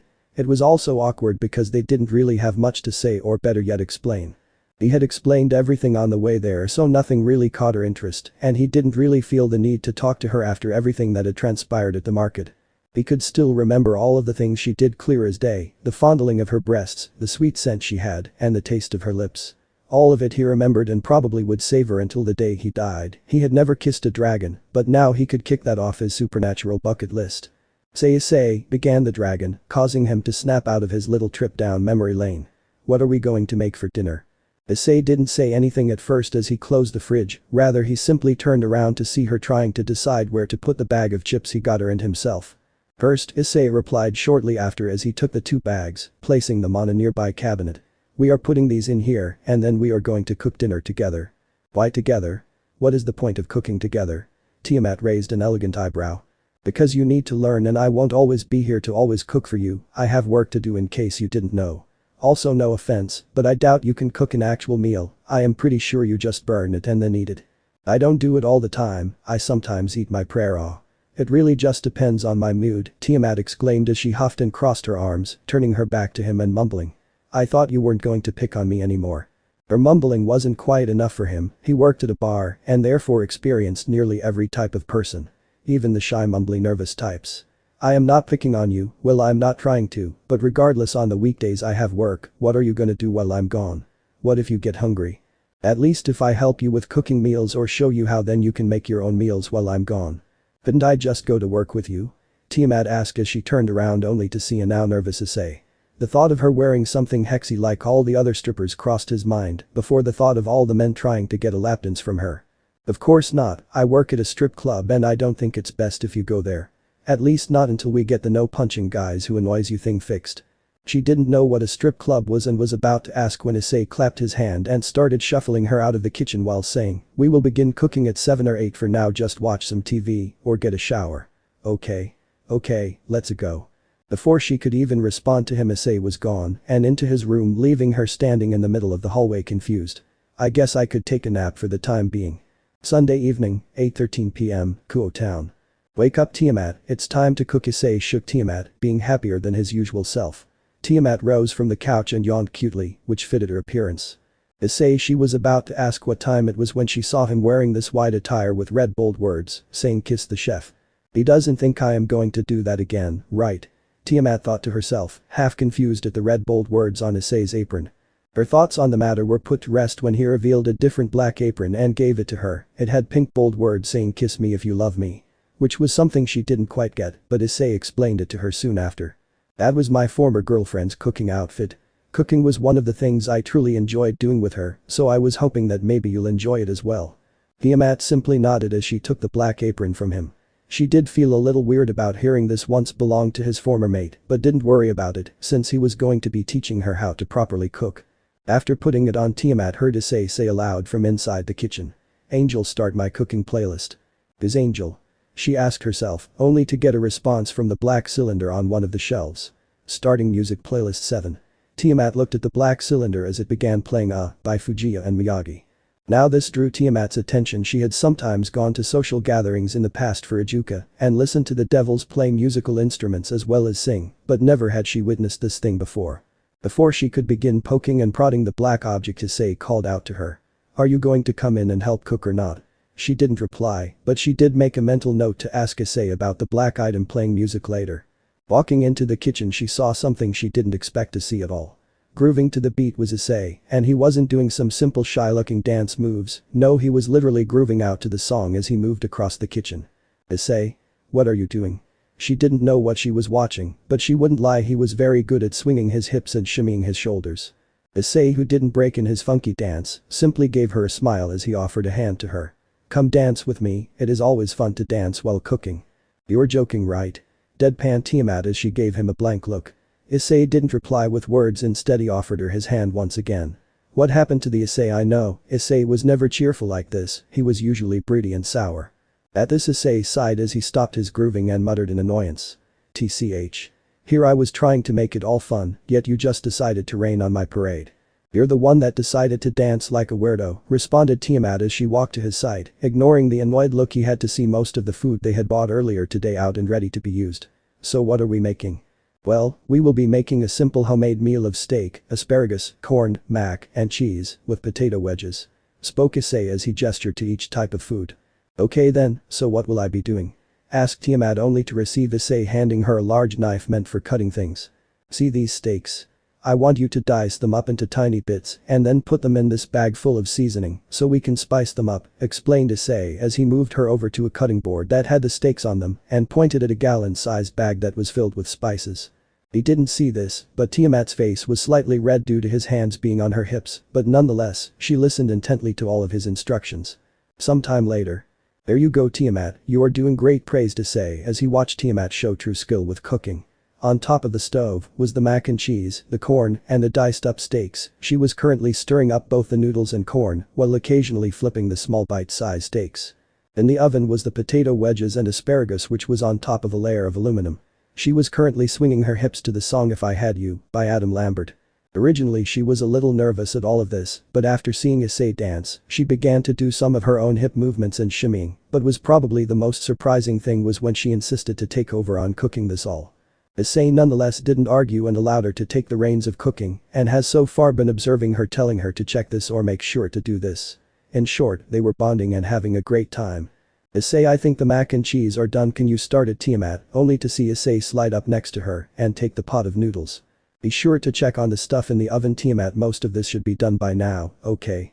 Said Issei as he begun doing the procedure with the mac and cheese. Okay, Issei bubbly responded Tiamat as she opened the stove's oven part like Issei had shown her to see the asparagus sizzling and the potato wedges having a golden crispy look. Seeing that they were done, she put on the gloves he told her to wear when grabbing things from the oven. Which was pointless in her mind because she was a dragon, but he said to wear them just in case. After grabbing both trays of delicious smelling food, she moved next to Issei, who then moved past her and said, grab 2 large bowls with lids for the potato wedges and mac and cheese, as well as one of the rectangle-like Tupperware in the bottom left cabinet. Tiamat complied with the instruction and grabbed what he had requested, placing one of them next to him, while picking up the spatula next to him to scoop up the wedges and asparagus. What should I do now? Asked Tiamat as she watched Issei start to pour the mac and cheese into the bowl she gave him. Put these on the table and get the table set. There should be plates in that cabinet next to the Tupperware one, spoke Issei as he moves the pot back to the sink again. Following what he said, Tiamat opened the cabinet next to the Tupperware one and grabbed 2 plates for them. She then put the dishes of food on the plates and made her way to the table to set them down, getting silverware in the process. Eventually, the 2 of them finished cooking everything and sat at the table staring at the food that laid before them. Well, Tiamat was more like ogling the food and had a little drool coming out of her mouth. No words were said that dinner, but one thing was for sure, Tiamat's favorite thing right now was cooking. She had hunted and killed many other predators, but none of their meat compared to what she was tasting, and it was all thanks to Issei. Issei could be a little weird, but she liked his weirdness, especially when it came to cooking. He made it fun. Monday evening, 7:45 p.m., Kuo Town. And remember, don't touch my stuff, warned Issei as he looked at Tiamat, who was watching something on TV. Issei had made a mental note to go clothes shopping with her this weekend due to her only having one set of clothes. Well, that wasn't completely true, she actually had several sets of clothes, they were all exactly the same thing. The reason why he was telling her though not to touch his stuff was because earlier today while he had some free time he was playing a game, and because of how intense it was he was yelling, which annoyed her, as well as drew her curiosity. He gave her a rundown of how the game works after that because she became very interested in it and asked if she could try it, which he denied her because he worked his butt off to get to that skill level and had no intention of it dropping. Yes, I know, you can go now, Issei, I am trying to watch my show and you are distracting me, said Tiamat as she waved him off, causing him to frown a little. She didn't even try asking him to stay and miss work. Also, don't forget that there are leftovers from yesterday, so if you get hungry just microwave it, okay? Issei didn't want to come back to a disaster, so he had made sure to teach her how to use the microwave. It was also surprising how they had leftovers from yesterday night, but he wasn't going to question it, he just assumed Tiamat knew about proportioning. Issei, I get it, you're nervous about leaving me alone after yesterday morning, but I promise I won't destroy the kitchen. Firmly stated Tiamat as she gave him a stern look. She was about to destroy his tuxedo if he kept on interrupting her show. Even though she jumped halfway into this TV show that Issei found boring, she was completely enthralled with it, finding it to be funny when really it wasn't. It was basically about a psychic who was also a detective, and all they did was solve crimes with some terrible sense of humor. The episodes were practically the same as well, it was the same thing over and over just with different criminals. Start of the episode would be a flashback of the detective and his best friend who was his partner doing something stupid or whatever, and then cut to present time with that being like the theme. For example, one was the detective getting bullied by the other baseball players, and then they would jump to present time, and it would be about how a great baseball player dying, and then they would go on this huge goose chase, trying to find the culprit only for it to be the worst player killing his teammates so he could take the spotlight. That was basically the rundown of the TV series, and Tiamat had become obsessed with it and nearly watched it every time it was on, which was annoying because it was nearly all day. "You're right, just call me if you need anything and I'll answer, okay?" said Issei as he started to leave only to get a "will do" by the brunette, followed by a laughter only leading him to sigh. Tiamat sat there for about 30 seconds and waited until he was gone before getting up and checking. Poking her head out, she looked to see the door closed and started to smile evilly. "Sorry Issei, but I am a dragon and you can't tell me not to play something I want to play." Issei didn't know this, but she had already mastered the TV and knew that there were no more episodes of her show until 12, so she had all the time in the world to try out his black console sitting in his room. Slowly opening the door to his room and peeking in, she was met by the sight of an empty room. She didn't really have to sneak into his room, but decided why not, her favorite character sneaks into rooms, so she might as well give it a try. "Detective Weeder is right, sneaking around can feel so exhilarating," cheered Tiamat as she crept up to his gaming chair and sat down on it. She looked at the silvery button that was in the shape of an X on his black console and put her finger on it, causing it to make a bada-ding noise just like it did when he turned it off. Picking up the controller and the headset he was using, she sat there patiently as the console loaded up and just spun around in his chair for a while. Eventually, the console loaded up and she was met with a pop-up saying, "Welcome back HITMAN," which made her raise an eyebrow. Who is HITMAN? I am guessing it is him since this is his stuff, but why name himself HITMAN? Murmured Tiamat as she looked at the screen and then the controller and moving the right joystick.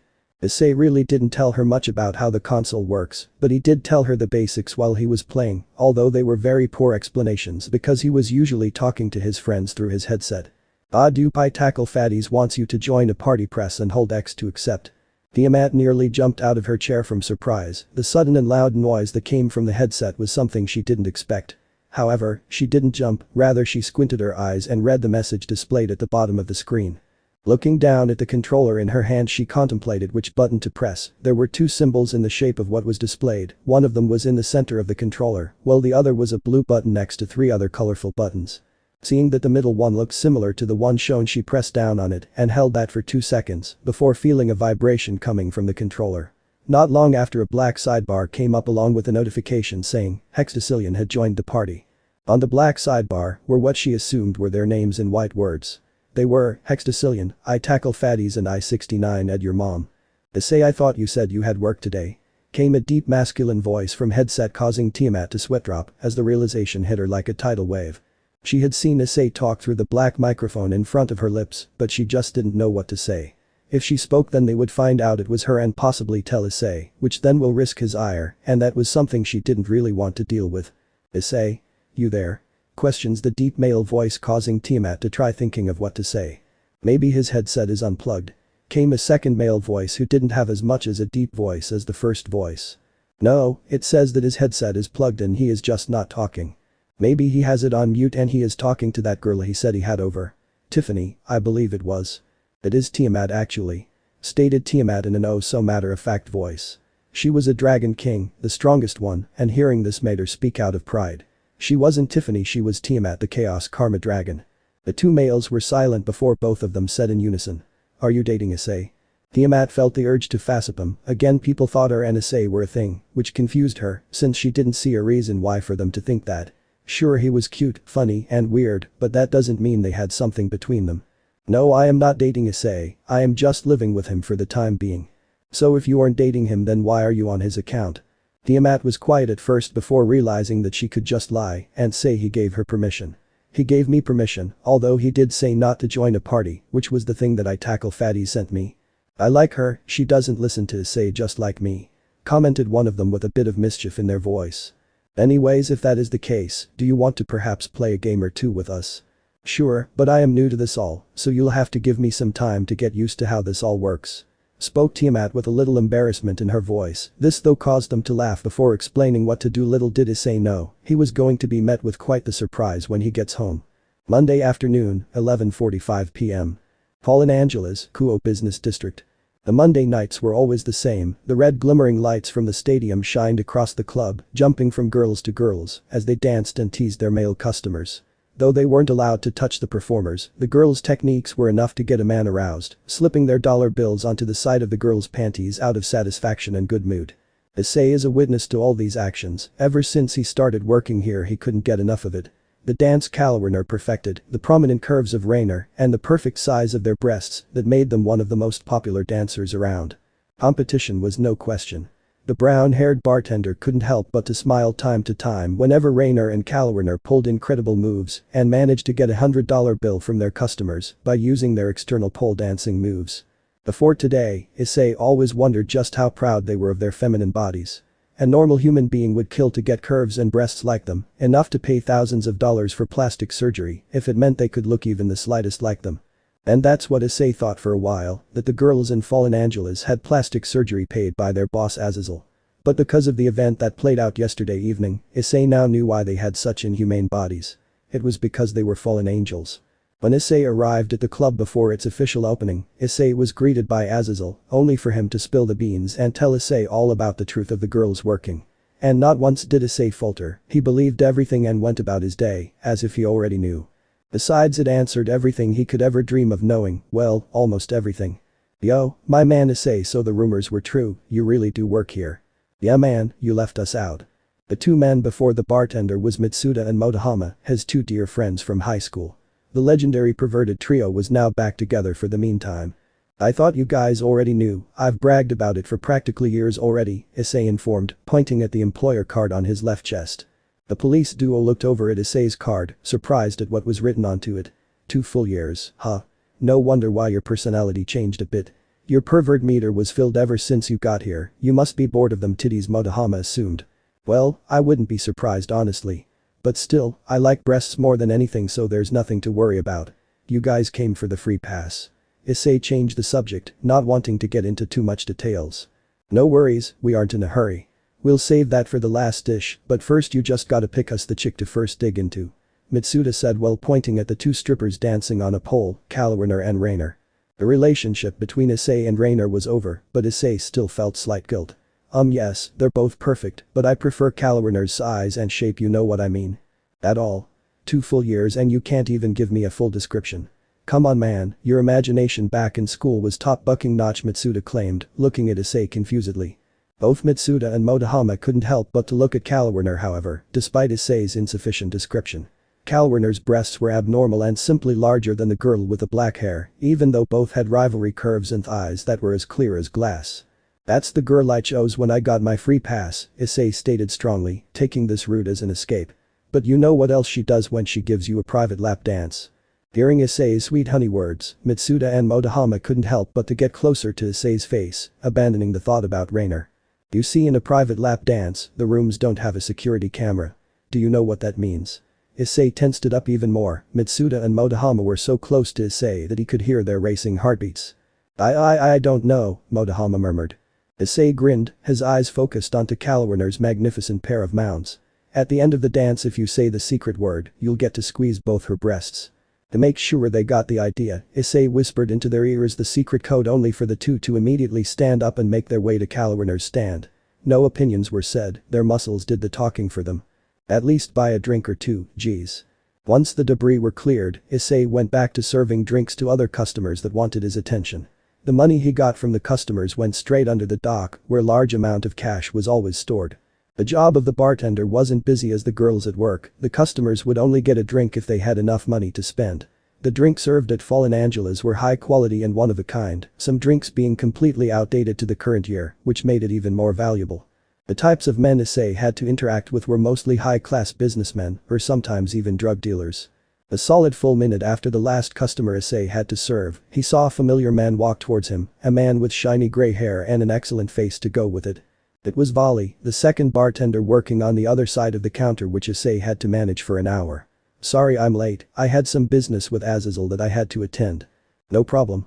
Good games yesterday by the way, Issei went for a fist bump, which Vali gladly accepted with a grin. Yeah man, we killed a few matches. Happy to say that I ranked up, all thanks to your amazing plays, Vali complimented.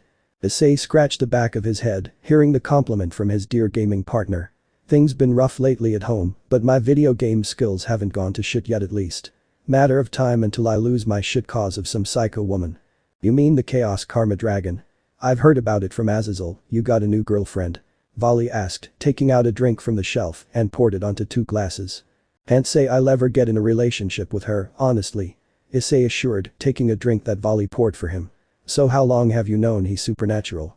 The gray-haired bartender looked away uncertain after hearing his partner's question. If he had to be honest, it wasn't the most pleasant experience and not a lot of luck. Since birth, really. I was born in a devil's family, my mother was a human, so that makes me a hybrid or something like that. Volley explained without much description, not seeming to want to talk about his tragic past with his birth parents. The devil's family? What are you, the son of Lucifer or something? Issei guessed without a proper evidence, the only word related to a devil he knew was the first thing that came up in his mind. The respondent chuckled, dead accurate as always, can't expect nothing less from you. Issei couldn't drink down all of the alcohol, especially after hearing Volley's confession. Wait, am I new? Issei coughed, driving the alcohol he choked on out of his system. You're telling me that you're the son of the morning star, Lucifer? The gray-haired devil nodded, taking a sip out of his alcohol as well.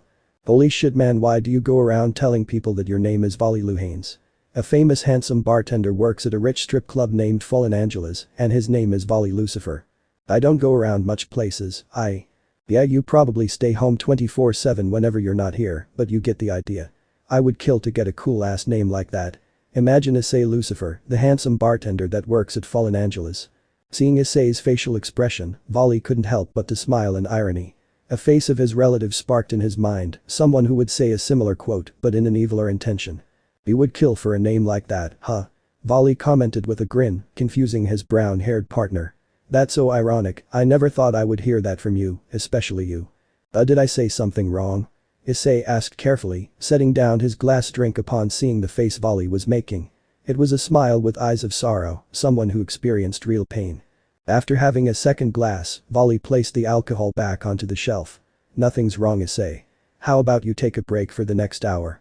I'll cover for you since you just saved my ass, besides I think there's somebody that is itching to talk to you. Someone that wants to talk to me? Issei wondered, looking around his surroundings only for his eyes to meet Rainer's purple orbs. Issei could feel his heartbeat soon as their eyes met, as Rainer walked away from the scene with her fingers pointing at the employer-only room. You didn't? Issei said.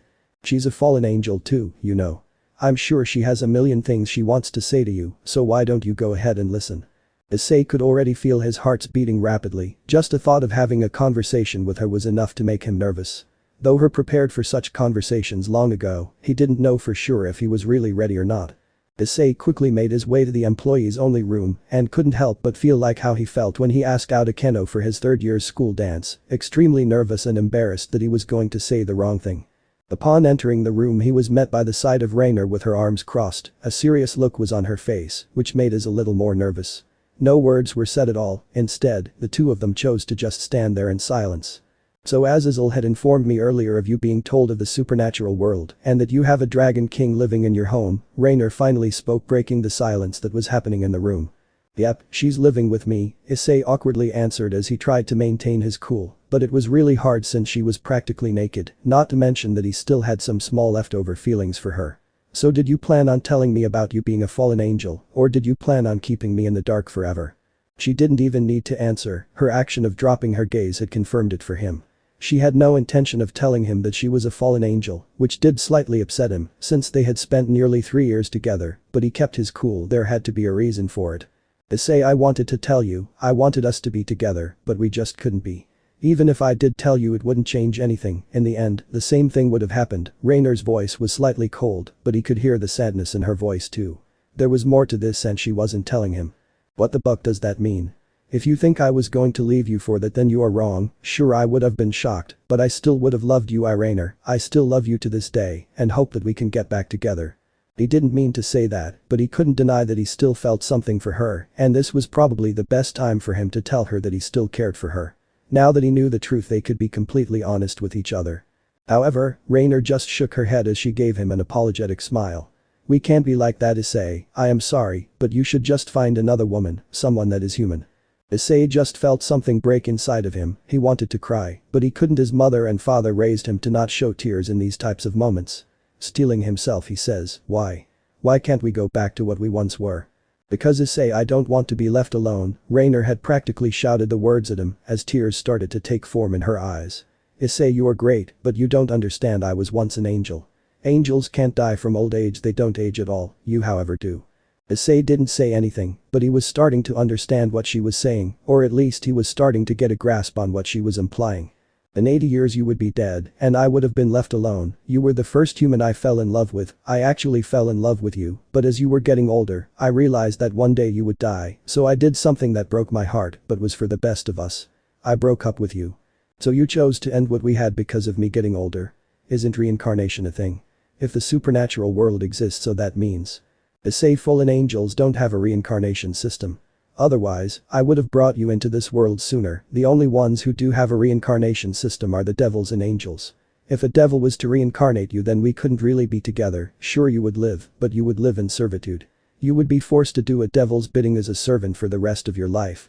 Issei didn't say anything after hearing this, he just kept quiet and watched as Rainer started walking past him, but stopped to give him a kiss full of love that she once had for him. He didn't recuperate the kiss, but feeling her lips on his again caused him to have a tear go down his eye. Upon lip separation, she gave him a small smile.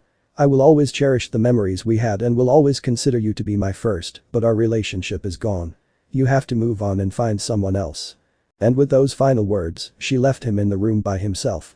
He didn't say anything to her, nor did he turn around to see her walk away from him, but he did feel two things. Pain, and his heart shattering all over again, his hopes of them being what they once were died tonight. Life 1-4. The tired bartender checked the time on his watch as he walked out of Fallen Angela's, only to find out that it was 4:00 in the morning. He so far has managed to keep in the depressing thoughts, but he couldn't help from showing himself off as an annoyed person.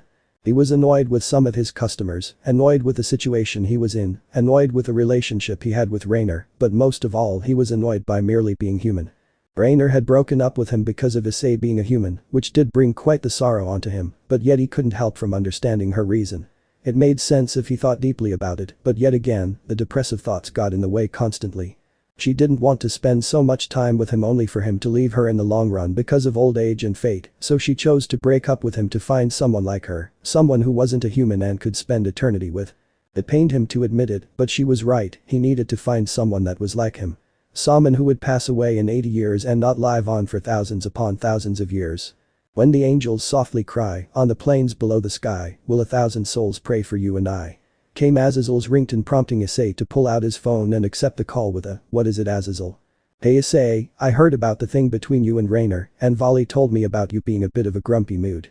So I was just checking up on my favorite human, making sure you're alright." Issei didn't say anything at first. He tightened his grip on his phone after hearing the words favorite human, but eventually he did speak. "Of course I'm not, if you have to know, I'm obviously not alright. I just learned that most of my friends are going to outlive me and that I can't do anything about it." "Well, you could murder them, but the odds of you succeeding are pretty low, but then again they wouldn't expect you to attempt murder, so it could war." I am getting off topic, but my question to you is, do you want immortality? Do you want to live upon thousands of years and watch your friends from school and parents die while you never age? He didn't really know how to respond to any of that. Was immortality worth it if he was going to see all of his human friends pass away? As well as see the people that brought him into this world die? Sure, he was going to outlive them since they are older than him, but he would be reunited with them in the afterlife, so that didn't matter really. Would you take it then? If you were in my position and had a chance to take a chance to live forever, would you take it? Issei asked hesitantly as he approached his bike. Well, it all depends on the reasons. Since I'm a scientist and I love to research sacred gears, then I would take it, but that is because of my lust for knowledge. Besides, I would like to see the world progress a bit more. Issei nodded his head multiple times as he tried to process what Azazel just told him. But there were multiple things he didn't really get, nor did he believe, since it was Azazel he was talking to. What the hell is a sacred gear? And you own a damn strip club, the only things you research is how physically big a woman's chest can get. Oh, but you're wrong. Swing by my place tonight and I'll make sure to tell Tiamat that you will be preoccupied. Oh, how long I have been waiting for this moment. Your sacred gear is seriously one of a kind, and… Sorry, but you're going to have to shut up because I am not following at all. Issei interrupted, not following a single word that came buzzing out of the phone. Oh, right. You don't know a thing about sacred gears, let alone any of the supernatural stuff anyways. But don't fret over it, I'll explain everything to you at my house. With that, Azazel abruptly ended the call, leaving Issei to mull over what Azazel just said.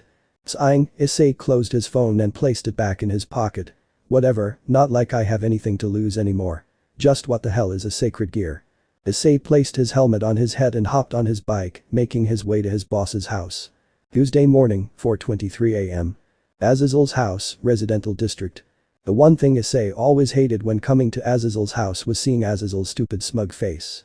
The reason why the man had a smug face on was that Azazel lived in a massive house that was practically a mansion, and every time he came over Azazel would just find something to boast about. Even if it was like getting some new light bulbs, Azazel would boast about them, saying how each bulb cost 5,000 or something yen. It was ridiculous and he hated it, but nonetheless usually accepted because Azazel always has something fancy to prepare as a meal. After ringing the doorbell, the door was quickly opened to reveal Azazel wearing a white lab coat and a white mask that covers his mouth and nose. Covering his eyes were glasses that made it impossible to see Azazel's eyes. Issei didn't say anything to the mysterious man, but the thoughts of going home and taking a nice shower while possibly crying were already coming back. "Ah, welcome to my home, my favorite human. Did you notice that I had the house repainted with the finest maroon red?"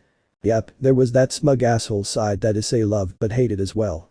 "No, I didn't because it looks exactly the same. Now can we do this stupid sacred gear thing so I can go home and relax?" Issei deadpans, causing Azazel to remove his glasses and reveal a stern look. "Issei, I may sometimes consider you my second son I never had, but if you call sacred gears stupid again, then I will make you my son by using a belt on that ass of yours. Sacred gears are treasures that must be researched just like the female body." That sounded pretty gay if I am being honest here, Azazel. "You could have used a better word choice because now I'm thinking you have a thing for me," Issei stated blankly, slowly forming into an awkward expression. "Only gay if you take it that way," came Azazel's sing-song response before turning around and saying, "Now let us be off to my secret laboratory, there we will unlock your sacred gear scientifically." Issei had felt the urge to facepalm, it was just how Azazel announced that made it so weird. It was also weird because Azazel struck a pose that was saying, "Onward to victory." Nonetheless, Issei decided to follow behind the governor of the fallen angels. "So do you have any questions? For example, what is a sacred gear, or how are we going to unlock your sacred gear?" Azazel questioned after a couple minutes of silence. He never really told any humans about sacred gears since he didn't have many human friends, so he was kind of hoping for Issei to ask these questions. "No, not really, I've been just thinking about me being human and what happened between me and Rainer," Issei responded honestly as he looked at the fancy paintings that were hung up on the walls. "I'm surprised that you aren't in a sobbing mess like last time when she broke your heart. I remember it took like weeks to get you to come back to work after what happened." Azazel had given Issei a quick glance when he said this to see Issei's reaction, but was met with a surprise when all he saw was a blank look. "On the inside, I feel broken a little." "Okay, not a little, I felt like my heart broke again, but I should have expected it this, so I am handling it as best I can, but the pain is still there. I did love her with all my heart, but I guess she wants to be with someone for life, and not temporarily.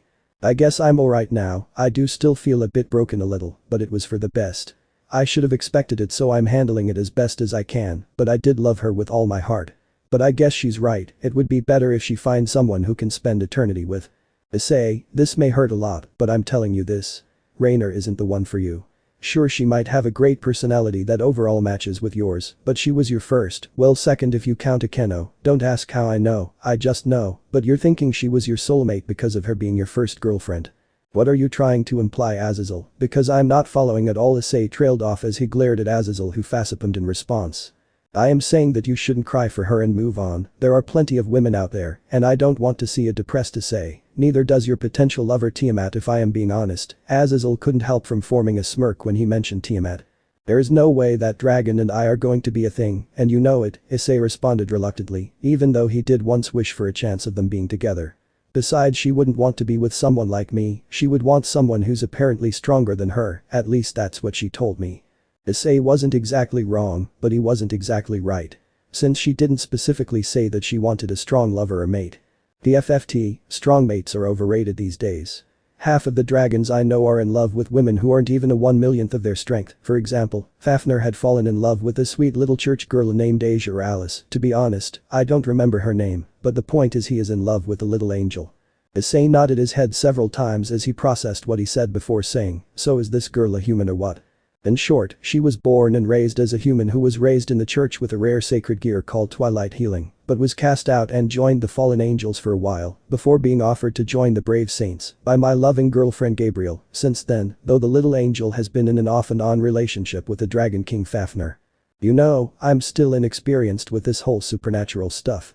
Whatever the Twilight Healing and the Brave Saints are you trying to say that I have a chance with apparently, Issei quoted with his fingers, the strongest dragon king in the entire damn world. Hearing Issei's comment, Azazel couldn't help but to slump his shoulders in defeat. Yes, that's what I'm trying to say, you just gotta give it some time and not let this whole Rainer thing affect you. Besides, she wants to see what kind of sacred gear you have inside you, and if my theory is correct, it should be a sacred gear that would blow her and anyone away. Issei was quiet after hearing this and couldn't help from picturing himself being in a relationship with her, but still had doubts about them working out. He also couldn't help himself from thinking about what Azazel said earlier about his feelings towards Rainer. Sure, he loved Rainer, but Azazel was right if he really thought about it. He needed to just move on and not let what happened tonight affect him. Tuesday morning, 4:37 a.m. Issei's apartment, residential district. The Dragon King sighed as she comfortably laid on Issei's bed. She had told Issei's friends that she would be right back, but she didn't know if she wanted to continue playing with them, at least after what Azazel told her. She didn't know what to do really. On one hand, she was enjoying playing Issei's video games, but on the other hand she for some reason was feeling the urge to check in on Issei and make sure he was doing alright. She didn't know why she wanted to do such actions, but she just felt the urge to cheer him up, but the question was how. How could she cheer him up without possibly annoying him? Especially since he was upset about being a human. From what she had seen, he can get annoyed and agitated rather easily, which could be cute in a way, but she didn't really want to do that to him if he was truly in an upset state. If anything, she would probably infuriate him and make him think that she was just some little plaything for her, which he was, but she didn't really want him to think like that. They had a good thing going, and she didn't want that to be ruined to the point where he would give her resentment. Maybe I should ask his friends what Issei would like to come to after a long day at work. They are his companions after all, and they probably know him better than I do.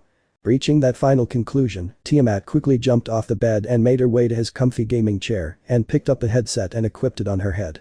All I am saying is that if I had to choose, I would rather want a bionic penis instead of a bionic hand, because you can upgrade it. Tiamat didn't know what she came back to, but she was pretty sure she came back to hearing I tackle fatties, stating that he wants a robotic penis. How can you upgrade it? Like for real, how can you upgrade a robotic penis? Tiamat wouldn't lie, she was kind of curious how you could upgrade a penis, but she was more curious about how the two ended up into having a discussion about this. She was only gone for about 4 minutes. I mean, like upgrading the shaft, you know, like there is a store. A store that sells penis shafts. She had to suppress her urge of laughing after hearing that. It wasn't really funny, but it was just how he said it that made it hilarious. Yes, a store that sells all kinds of shafts. There you can go in and look at all kinds of shafts and decide which one you want. For example, let's say you wanted a 7 inches one, then you can go in and get that. Any kind of penis, it will be there, and all you gotta do is detach your old one and put on the new one. Tiamat finally decided to make her presence known, and she could now understand why he would make those offhand and rude comments about his friends. They were idiots, or well, at least one of them. That is probably the stupidest idea I have ever heard, and now I can see why they call you the idiot of the group, Tiamat said through her mic, bringing her voice into the conversation. Hey, I'm not the idiot of the group. That title belongs to Love Daddy. You just haven't met him yet because he has been busy treating his wife like a queen, mainly because of her being pregnant and having a second child soon. I tackle fatties rejected, pouting in the end. Whatever. Anyways, I need your advice on something. Tiamat started not really caring and wanting to meet someone called Love Daddy. Issei had just gotten his heart broken again, and I was wondering what would he like to come home to if he was in a bad mood. Well, one thing is playing his video games, especially when you bring his KD down. Begun I tackle fatties, not even aware of Tiamat glaring at his name. She told them she was new, and he knew it. But if I was to guess, then you naked on his bed. What, he can't be serious, Tiamat thought. You weren't wrong. Whenever he was in a sad or grumpy mood, Rainer would usually try to cheer him up with her body, which most of the time worked because, well, she is, you know, hot as hell. Seriously, what a lucky prick. I-69 Ed, your mom agreed to his gaming partner. Tiamat couldn't even believe what they were telling her. It was outrageous. They were telling her in order to cheer him up, she would have to flaunt herself off to him. Sure, she had done some teasing, and it was all fun seeing his reactions, but letting him take her, that was something else entirely. How about something that doesn't involve hex? Is there something else Issei would like to come home to besides stuff like that? Well, a nice cooked meal would be nice. I know when I come home from work that I would be exhausted and would wish for a nice meal to be already prepared for me, so I would think he would like that. Okay, I can do that, but what can I cook? I mean, I know the basics, but to cook something like we did last night might be out of my skill level. No, I am a dragon king who has never doubted myself before, and I will not doubt myself because of the chance of upsetting Issei. I will cook him something delicious, and if that doesn't work, then I will use other methods to cheer him up. Finding her resolve, Tiamat tells Issei's friend she has to go and quickly turns off his console while setting down the controller and headset before rushing out of his room and making her way to the kitchen with a firm look on her face. Tuesday morning, 5:03 a.m. Issei's apartment complex, residential district. Issei groaned as he got off his bike and started making his way to his apartment. As he did, he ran into a couple of his neighbors who were off to go to work, but he didn't really pay any of them much time, for he was too busy mulling over what had transpired not that long ago at Azazel's home. He had technically unlocked his sacred gear, but there was just a slight problem with it, and that problem was the dragon inside of it is apparently still asleep, meaning he didn't fully unlock his sacred gear, or at least that is what Azazel said. Apparently, he was the wielder of a longing or a longiness called the boosted gear, which apparently doubles the user's power every 10 seconds, but because of the dragon inside of it not being awake, he basically just had this cool red-looking gauntlet that did nothing. He had also learned today by Azazel that his sacred gear was apparently the arch-rival of Vali's sacred gear, which made them enemies apparently, but from what Azazel told him, he shouldn't have to worry about Vali wanting to fight him anymore after all of what he did for him. As Issei entered the elevator and pressed the button to take him to the 8th floor, his mind drifted to the last thing Azazel told him. The only way we can properly activate it is either causing you a lot of emotional trauma or by having a dragon flood your body with power, which Tiamat can do. I will be honest though, this was the first time doing this, so there was, of course, going to be some failures on it, but hey, at least you got a cool dragon gauntlet for cosplaying. Hearing those words echo in his mind made him frown. This was going to be the last time he ever listens to Azazel on things about the supernatural world. He could have possibly died for all he knew, since he was Azazel's first test subject on unlocking a sacred gear scientifically. Upon exiting the elevator, he was greeted by the sight of the neighbor that treated him like the scum of the earth. She had long wavy light blonde hair and deep red eyes that slightly terrified him and pale skin that made her look like an albino human being. She currently was wearing a red tank top and black yoga pants with silver running shoes. Issei, hi dude, what a pleasant surprise to see you again. I am surprised that you aren't in your apartment screaming like usual. Her voice was thick with sarcasm that made him want to punch her. He was in all honesty not in the mood to deal with her. Hello, Ellie, nice to see. It's Elmenhold, not Ellie or Elizabeth. Elmenhold, got it. Elmenhold interrupted Issei with a tick mark on her forehead. Issei did pause after hearing this before shrugging and saying, nice to see you again, but I must go, have fun doing whatever you. He paused again as he tried to think of what an albino girl like her did before shrugging and saying, you know do. Upon getting out of earshot he mutters under his breath, what a bucking hitch, it's not my fault I like to forget her, she is just way too much of a hitch for me to try and remember her name. After unlocking the door to his apartment he was by the smell of something being cooked along with music being played, which made him groan on the inside. Why? I told her not to cook something on her own if she was hungry. We had leftovers for her to have. Tiamat, he started as he quickly made his way to the kitchen, but stopped when he saw Tiamat's hip swinging in a way that rivaled some of the fallen angels of Fallen Angelus. Oh Issei, you are just in time, I am almost done making your meal for you, she said as she turned her head around before turning it back to focus on what she was cooking in the pan. He didn't say anything after hearing that. Instead he just stood there in silence, not sure what to think of the situation he was in. Should he hound on her for what she did, or should he give her praise for being thoughtful of him? Maybe I should actually show her my sacred gear I have, Azazel did say she would be blown away by it, and plus I do kind of want to see what it can do. He thought as he continued to stare at her hips moving side to side. Hey Tiamat, Azazel helped me partially unlock my sacred gear, but he said I needed a dragon to put some dragon stuff or whatever put in it, so I was wondering if you could help me out and fully awaken it. Issei started as he summoned the dragon gauntlet. Tiamat, upon hearing him say this, turned around and froze when saw the gauntlet that belonged to the Red Dragon Emperor. A number of thoughts ran through her mind. He is the host of Drake. Issei holds that bastard soul, he still owes me for destroying my most valuable treasure, but if Drake isn't awake then that means Issei wasn't told like the other hosts about me. He also is teaching me about this world, so should I really force him to pay what Drake did a long time ago? I mean, he is understanding and would pay me back if I told him, especially if that bastard didn't tell him about me like those other hosts I had to hunt down. Issei, who was oblivious to her inner turmoil, started to grow impatient. Hello, Tiamat, are you there? Or did you just shut down? He snapped his fingers in front of her face, which prompted her to look him in the eyes and say. Issei, what do you know about the dragon that is sealed inside that gauntlet? Issei stared at her for a solid good second, which made her think that maybe Drake was possibly awake, but just wasn't speaking. Not a damn clue besides him being the rival to Vali's dragon, why? Hearing this made Tiamat sigh on the inside with relief. She wanted to tell Issei her history with that bastard inside of him. Issei, that dragon inside of you owes me a light crystal, which is very hard to come by these days, since they are very rare. Are you getting what I am saying? Yeah, he owes you a crystal filled with light, but if he's sealed then what can he do? Sealing does mean it is impervious to breach, so how can he get? I know what seal means, Issei. She shouted the words which caused him to nearly jump. The point is that you are the host of him, and all of his previous hosts have refused to get me a light crystal, so do you know what that means? You aren't going to try forcing me, a human who can barely move you unless you want to be moved, get you this crystal, right? Her eyes had already confirmed this, but he was hoping that she wasn't going to try doing something like that. He honestly couldn't be bothered by that. He already had enough things to deal with, and the last thing he needed was going on some crazy adventure to find something he has no clue about. She started but was interrupted by Issei's phone ringing. Once I was 7 years old came the ringtone before Issei quickly pulled out his phone and answered his phone saying, hello.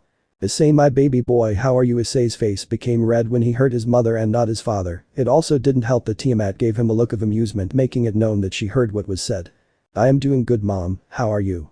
He gave Tiamat a quick 1-minute gesture as he started walking off, leaving Tiamat in the kitchen, but was surprised when he heard her footsteps behind him, which prompted him to turn around and move the pan off of the stove to avoid burning whatever she was cooking. He was a little saddened because it did smell pretty good, but he was pretty sure Tiamat wasn't interested in cooking anymore tonight. I am doing lovely, Issei, but I am calling to ask if you and Rainer are still planning on coming to the family gathering like last year. Upon hearing this caused Issei to freeze as he gave a look at Tiamat, who currently was glaring at him with her arms crossed. Well, you see, me and Rainer broke up. But I told you, Issei, that I want grandkids and you promised me that you would give me them, yet somehow you managed to mess up your relationship with her just like that sweet Akeno girl. Do you hate me and your father? Is that why you don't want to have kids? Is it because of us? Tiamat had to cover her mouth to stop herself from giggling. She wasn't expecting to hear this when his mother called, but it was definitely entertaining. No, mom, I don't hate you guys, and I told you that Akeno and I were just friends because neither of us necessarily had a date that night. I promise that you will have grandkids. It's just that Rainer, she just lost that flame that we once had, you know. She just didn't love me anymore. There was a silence that filled the room, and Tiamat couldn't help from feeling sorry for Issei once again as she saw the pained expression on his face and felt like she shouldn't force Issei to get her a light crystal. Issei, I'm sorry to hear that. I shouldn't have blown up on you like that. It is just your father and I are worried for you. We want you to experience parenthood like we did. Sure, you were a pervert, but you were our perverted son that we will always love. Mom. Issei could feel a tear going down the side of his face after hearing those words. The one thing that always made him emotional was his parents, especially when they spoke like this. He knew they truly loved him, but hearing it always made him tear up. I think you should come to the family gathering and possibly the festivals. It will be good for you, and who knows, you might find that special girl here. Issei was about to respond, but looked at Tiamat to see her thoughts on the matter, but was shocked to see her nodding her head, telling him to do it. I can, and is alright if I bring a friend. She is just a friend, but. Of course you can bring your girlfriend. I look forward to seeing my future daughter-in-law, and don't screw this one up, Issei, you hear me, mister? If you do, I will beat you with wet noodle just like when you were younger. And just like that, the emotional moment they had was gone, and replacing it was his goofy yet serious mother. She isn't my date or anything like that, she's just a friend that I am letting stay at my home for the time being. Again, though, his mother interrupted him, which was starting to annoy him. One thing he possibly didn't like about his mom was her constantly interrupting him. Is she there? Is she in the room with you? Oh, let me talk to her. I want to warn her about you, so she knows what she is getting into. Bye, Mom, I love you. He ended before abruptly ended the phone call, only to receive a text from her within a matter of seconds. I love you too, Issei. Say hi to your future wife for me, Zoxo. Your mother is very interesting if I am being honest, Tiamat commented, causing him to look up at her and nod in agreement. Though I will not lie, I am looking forward to meeting her. I am sorry if she creeps you out, but she just wants some grandkids. But back to our topic before this, can you help with awakening the dragon that is sealed inside of my sacred gear? She was silent at first. On one hand, she didn't want to awaken Drake, but on the other hand, she did want to awaken Drake because of Issei asking her. How about we wait until after your family gathering? I don't really want to awaken Drake at the moment, and for now, I think we should just focus on your family stuff and not the supernatural world. Issei nodded his head several times before asking, and the light crystal? What about that? That will wait until after all of this as well. For now, let's just focus on your family and these festivals they mentioned. It has been quite some time since I attended a festival. Issei simply nodded his head in agreement and couldn't help from feeling relief. He had no idea what a light crystal was, and he was hoping he wouldn't have to try finding out about it. Tiamat took a seat on the couch and was about to doze off to sleep before hearing Issei shout from his room, "Wait a minute," Issei muttered in disbelief. "Tiamat, you didn't play on my console while I was away, did you?" She didn't respond, but she knew one thing. She was about to get an earful from the man. Life 1-5. With all of the disturbing and uneasy thoughts of his past girlfriend, Issei didn't feel like thinking about it and decided to take some time off his work. First, a self-proclaiming later-proved dragon girl broke into her house and burned his possessions. Later, he was informed about the supernatural and went through multiple stressful arguments against the strongest dragon king. Then, he learned that his best friend, Vali, was the great-grandson of Lucifer. And soon after, he learned the devastating truth about why Rainer decided to break up with the brown-haired bartender. Too much had happened in the previous week and it all happened too fast. Without knowing it, Issei was already tired with everything. So, he decided to go meet his relatives to maybe take his mind off of all the things that had happened so far in the past. Except, he might have made a big mistake inviting Tiamat over to the yearly family gathering. Sigh. Like I said before, Tiamat, I'm sorry if my family creeps you out. Tiamat felt the urge to facepalm in annoyance after hearing this for nearly the millionth time. She had already said that it was fine, yet he continued to apologize, as if he was embarrassed about what is to come in the near future. Issei, I get it, you're embarrassed of your relatives. But I swear to Great Bucking Red, if you give me another apologize, then I will headbutt you with this helmet, Tiamat threatened during their ride to his relative's home. Alright, I'm sorry. But when they first met Rainer, they made this whole family gathering all about her instead of the family, so you being there will be, well, his unsure voice trailed off as he rubbed the back of his head. Tiamat clicked her tongue as she put the helmet on his bike and made her way past him, while the young brown-haired male made a silent prayer to the good gods above, praying that this day wouldn't be feverish, but doubt was occupying his mind. After storming up the pathway to the Haidu family home, Tiamat knocked on the door as Issei quickly moved up the steps behind her with a concerned facial expression on his face. "I'm coming," came a muffled womanly shout from the other side of the door. Shortly after, the door was opened to reveal a woman in her early 50s, holding a child no less than a year old. The unnamed woman had long dark brown hair that reached her lower back and a similar pair of yellow orbs that reminded her of Issei. She was wearing blue jeans with a white buttoned-up blouse. At first, Tiamat and the woman stared at each other in absolute silence. But after Issei appeared behind the blue-haired woman, she put two and two together. "Issei, you should have shown me what she looked like. I didn't know that you got yourself a beauty like her." Issei's mother had completely ignored Tiamat's radiating presence and immediately started hounding on the young male behind her. "Come on, Mom, I told you that we aren't a thing," Issei greeted awkwardly with a partially embarrassed face formed on him. Seeing the little baby boy on his mother's arms, however, his embarrassed face was replaced with a friendly smile. Pointing at the baby boy, Issei couldn't help but to feel happy. "But it's good to see you, Mom. Is this Issei?" Issei asked his mother. He himself did not keep much contact with his relatives, but he got the message quite some time ago that his cousin Ashella had given birth to a baby boy this year. "Yes, this is little Issei. Akari, who's at the door?" Suddenly, a male voice from inside the house interrupting Issei's mother, who gained a tick mark. "It's Issei and his new girlfriend," Mrs. Haidu shouted back, causing a huge uproar from the people currently residing inside the home. "Issei has a new girlfriend. I knew that he would buck up the relationship with that girl just like that Akeno girl. Why did they break up? I was totally shipping the two of them." Tiamat slowly gave Issei a glance, only to see him face-palming again out of humiliation from his obviously busy family. This wasn't the first time Issei had to deal with this. Any relationship Issei had ever gotten was basically the perfect gossip material in the Haidu household. "I can see now why he kept warning me about his family in advance, but this is simply overreacting," Tiamat thought to herself, feeling half sorry for the human. However, her thoughts were replaced by a clever idea of embarrassing him even more. With ease she wrapped her arm around him and brought his face to hers, to where their cheeks were touching. "That's right, I'm Issei's new girlfriend, please treat me well and take care of me. I already told her that we are friends, there is no way she would believe that we are," is what he thought until his mother squealed in delight, causing the infant to stir from his sleep. "Oh, I knew you two were a thing, Issei. How could you be embarrassed of her and not call her your girlfriend?" "He doesn't like to admit it because I'm a little older than him," Tiamat carelessly admitted, causing Issei to stop shooting an annoyed glare at his mother and send a sharp one at Tiamat that was saying, "What the buck are you doing? Issei, that's very rude. From now on you will take pride in being her boyfriend, you understand?" There was little to debate because shortly after this Tiamat was dragged into the house by his mother, leaving Issei alone outside. I knew it, I bucking knew she was going to take advantage of the situation to make my life a living hell.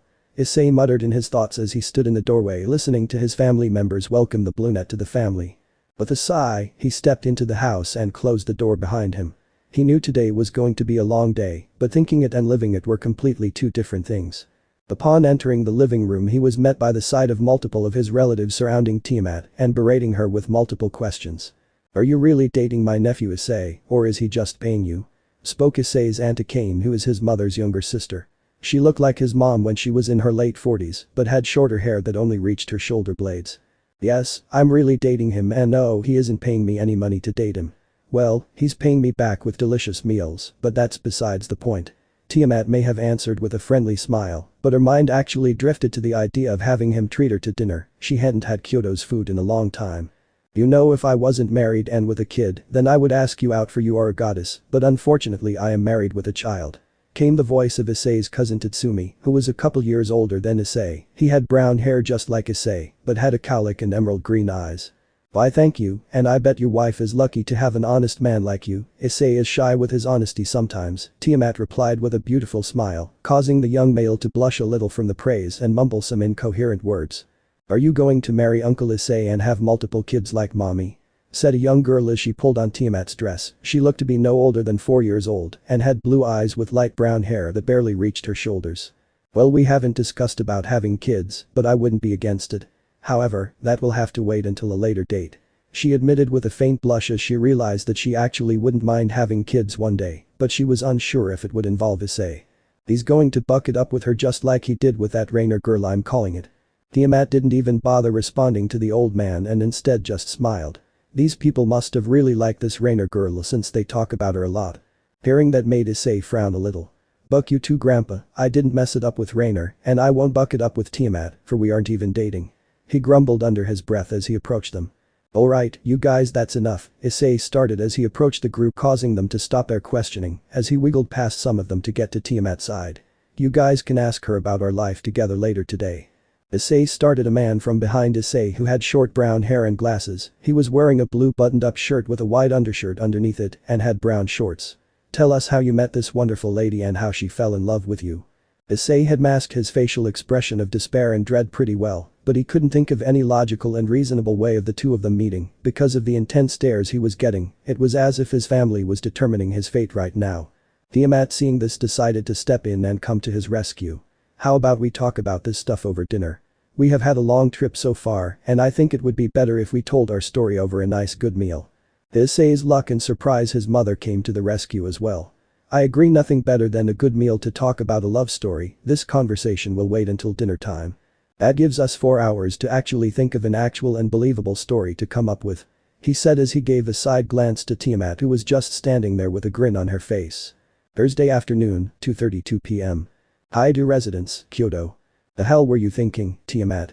Now my whole family thinks we're dating when I barely even know a damn thing about you," Issei was practically whisper shouting at her as he unloaded the spare clothes out of the duffel bag. Tiamat, who was laying down on Issei's old childhood bed, giggled at him. "Oh Issei, you need to stop freaking out about this and just relax." She didn't see why it was a big deal, nor did she really care. "This is my bucking family we're talking about. I can't just be calm and forget about what you told them, they can't ever. Actually, they can forget if you use some sort of a mind-wiping magic. You can have them forget what was said." She didn't see his shocked look at all as she explained how mind-controlling spells worked.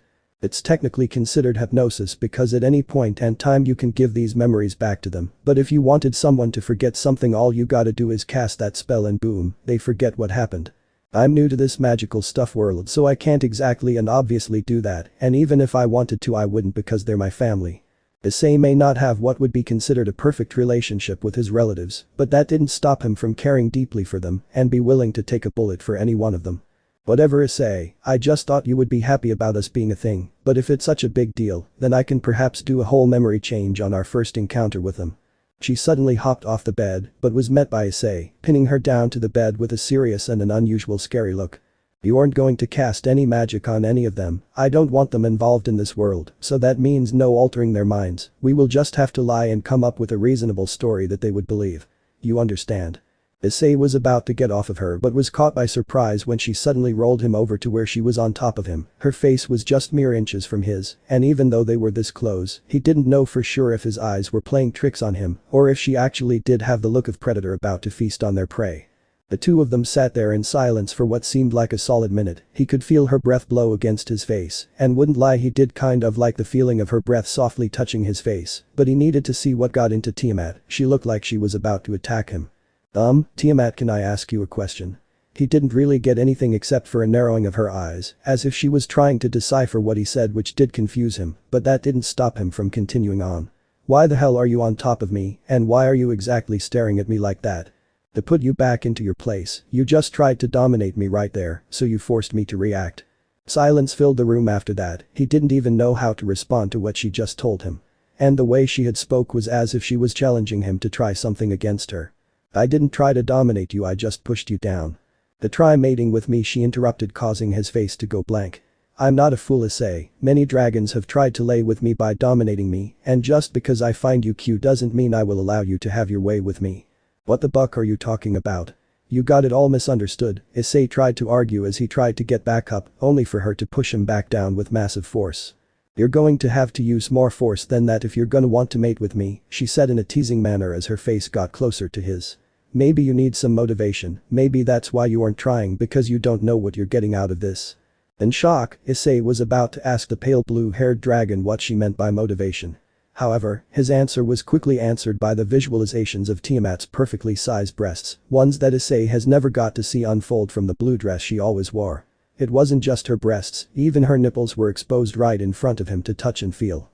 It was as if Issei's teenage years were coming back to him. He still had his perverted nature nabbed into him, but it never got in his way when he was talking to beautiful women. He learned how to control it like a gentleman and only bring out his perverted nature when the time is right. Perhaps it was her pale turquoise aura that was radiating from her body. Issei couldn't exactly see it, but feel the turquoise aura radiating from Tiamat's body. Her red steamy face also radiated such aura as well, which Issei couldn't help but want to feel. To his surprise, she began to grope her own breasts and fondle herself. These could be yours, Issei, but all you gotta do is prove to me that you're the superior one between us. I don't know what has gotten into her or me, but I'm getting a strong feeling of the need to bend her over, and in the buck am I thinking? At my own parents' house. All of my family is here, so if I just the buck am I actually doing? Issei's thoughts were getting steamier as his virile dominating side began to kick in. It wasn't his brain that was doing the commanding, but this time, Issei's muscles were taking over his own thoughts. The brown-haired boy wasn't the strongest type of human, but ever since he was able to summon his sacred gear, he noticed a perk about his body. His strength abnormally increased, which could have been the possible outcome of unlocking his boosted gear.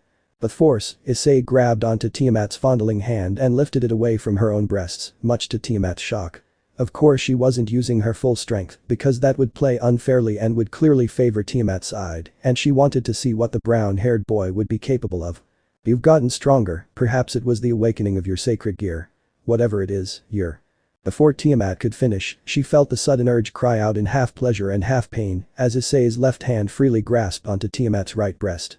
His fingers were deeply engraved into her flesh, as if his claws were trying shed blood. She couldn't choose whether to think with pleasure or pain. She had never had somebody grab her like that with so much force and delicacy at the same time. And something within her told her that it was okay as long as it was Issei, someone who she trusted.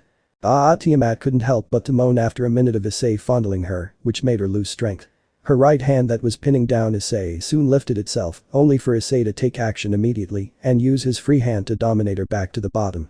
Now with Tiamat on the bottom helpless and Issei's senseless body on top, Tiamat could clearly see the eyes of the boy who was forcefully dominating her. Instead of some pair of golden orbs that clearly belonged to a powerless human, the boy now had a pair of green dragon-like eyes with black pupil that was slowly taking draconic shape that looked similar to Tiamat's dragon eyes. It surprised her, knowing that Issei was a pure-blooded human. But that wasn't what surprised and shocked her, it was the fact that the eyes Issei had were familiar than ever. It wasn't the eyes where his sacred gear was granting the wish of its user, no. It was as if Issei was transforming into a dragon himself. Once the eyes took its complete form, Issei's face leaned towards Tiamat's neck area where his tongue slowly went upwards, starting from the top of her breasts.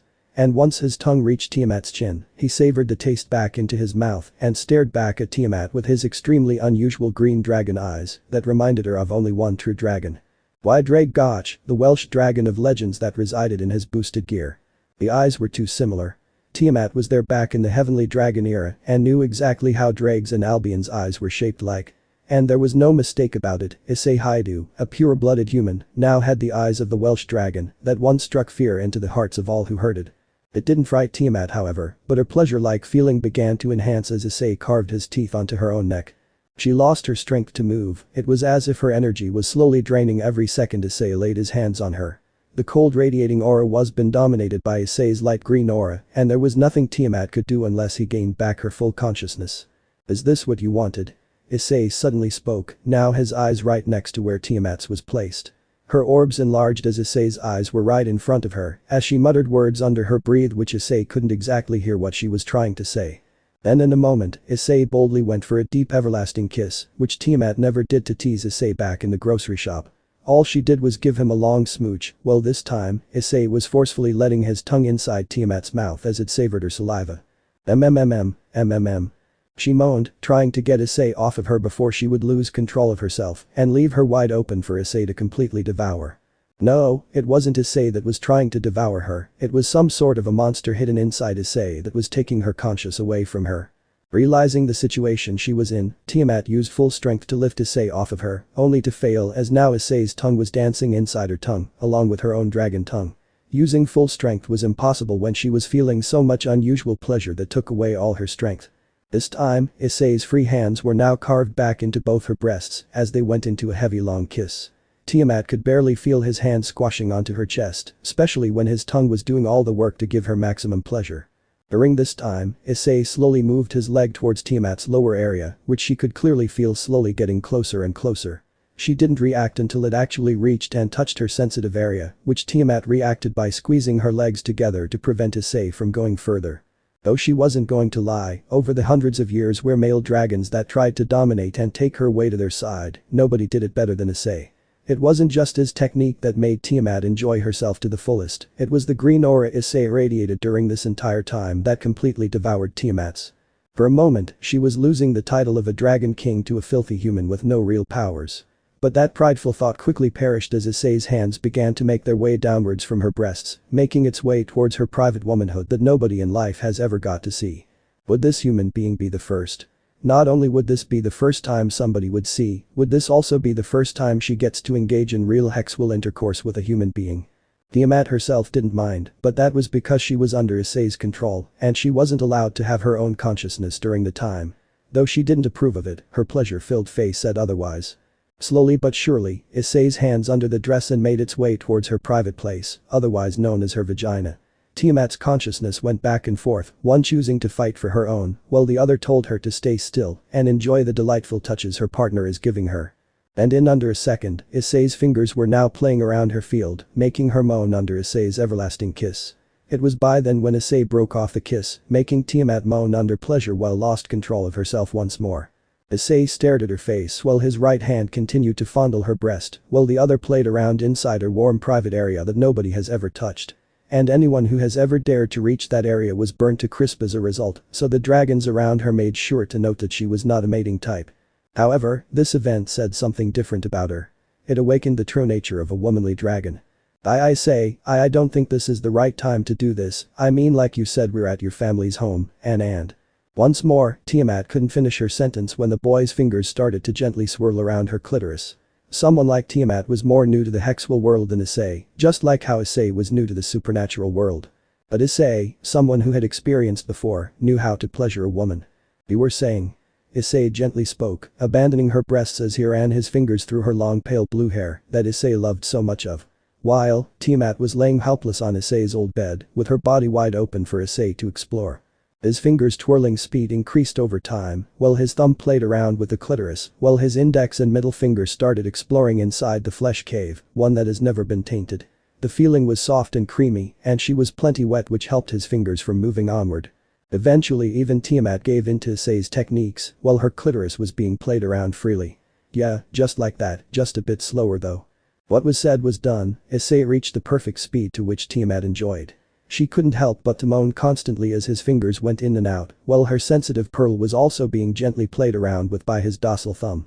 Almost 5 minutes passed while Issei performed the act flawlessly until Issei suddenly stopped moving his fingers and started smothering her vagina with the palm of his hands. Something within Issei triggered him to go further, something beyond what Tiamat could ever have imagined to do with a human being. Issei stood still while his right hand played around with her pale blue hair as his left hand slowly moved upwards to grope onto her breasts once more. She let out a cute moan as his hand squeezed her breasts repeatedly, a smile forming on Issei's face. Laying on the bed helpless, Tiamat was left vulnerable on the bed with her back attached to the bed sheets. Her pale blue hair was all over the bed with pieces of her pale blue hair remaining on the bed when Issei caressed her hair with his fingers. The brown-haired boy took a knee next to the bed, moved Tiamat forcefully towards his face, to where now Issei could clearly see her unsullied vagina open for display. Moving his face closer each second, Tiamat didn't even bother stopping him from going further. She was enjoying too much of it to react and accepted her fate. Once Issei's tongue engaged Tiamat's lower area, she firmly grabbed onto the bed sheets with her dragon nails carved into the bed sheet, tearing it as she was swimming in pleasure. Tiamat couldn't tell what Issei was doing, but whatever it was, Tiamat enjoyed it to the fullest. Instead of just using his fingers, this time Issei used his tongue to lick her while using his fingers to go in and out of her vagina.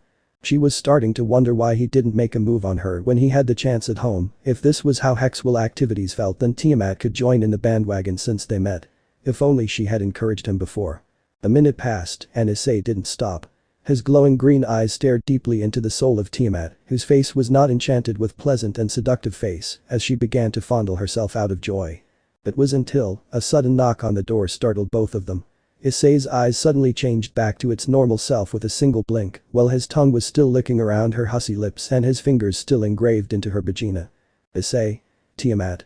It's almost time for the main family event. Mrs. Haidu knocked again after not hearing anyone responding from the other side of the door. However, Tiamat intensely looked over to the boys to ask him what they should do, with her eyes alone.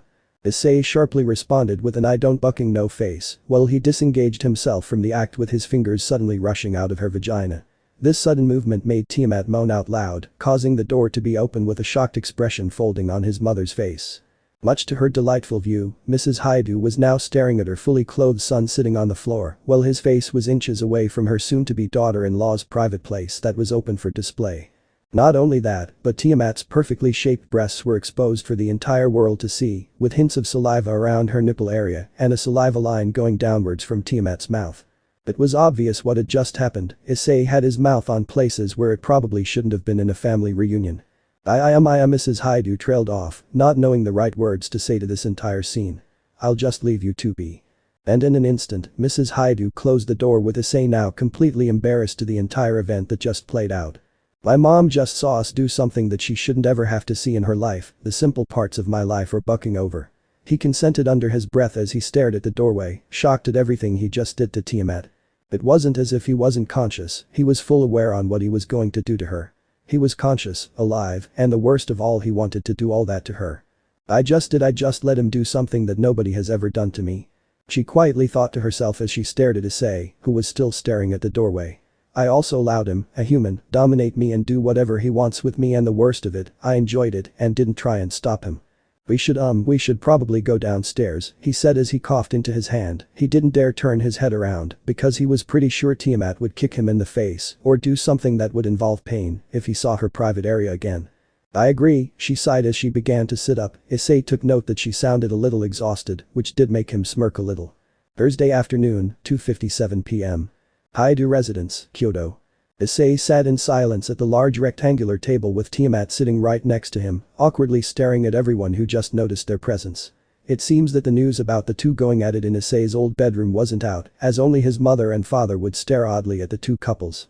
Mrs. Haidu couldn't help but to twitch an eye every so often to stare at Tiamat, who she did admire for being absolutely beautiful, with the most stunning body build she had ever seen.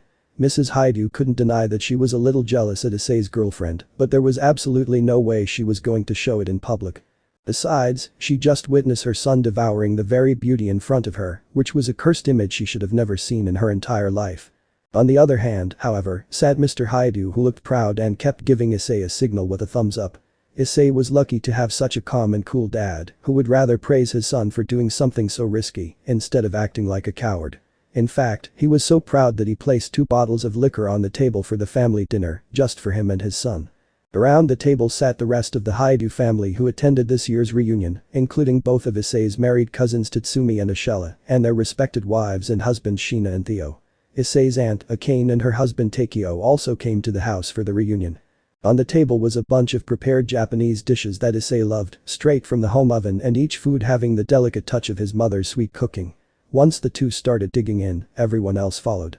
Tiamat soon forgot the cumbersome thoughts as she guttled down on the delicious Japanese food, something that even Issei couldn't make during her time at his home. The vegetables, the meat, the sauce, they all reached the climax of Tiamat's taste.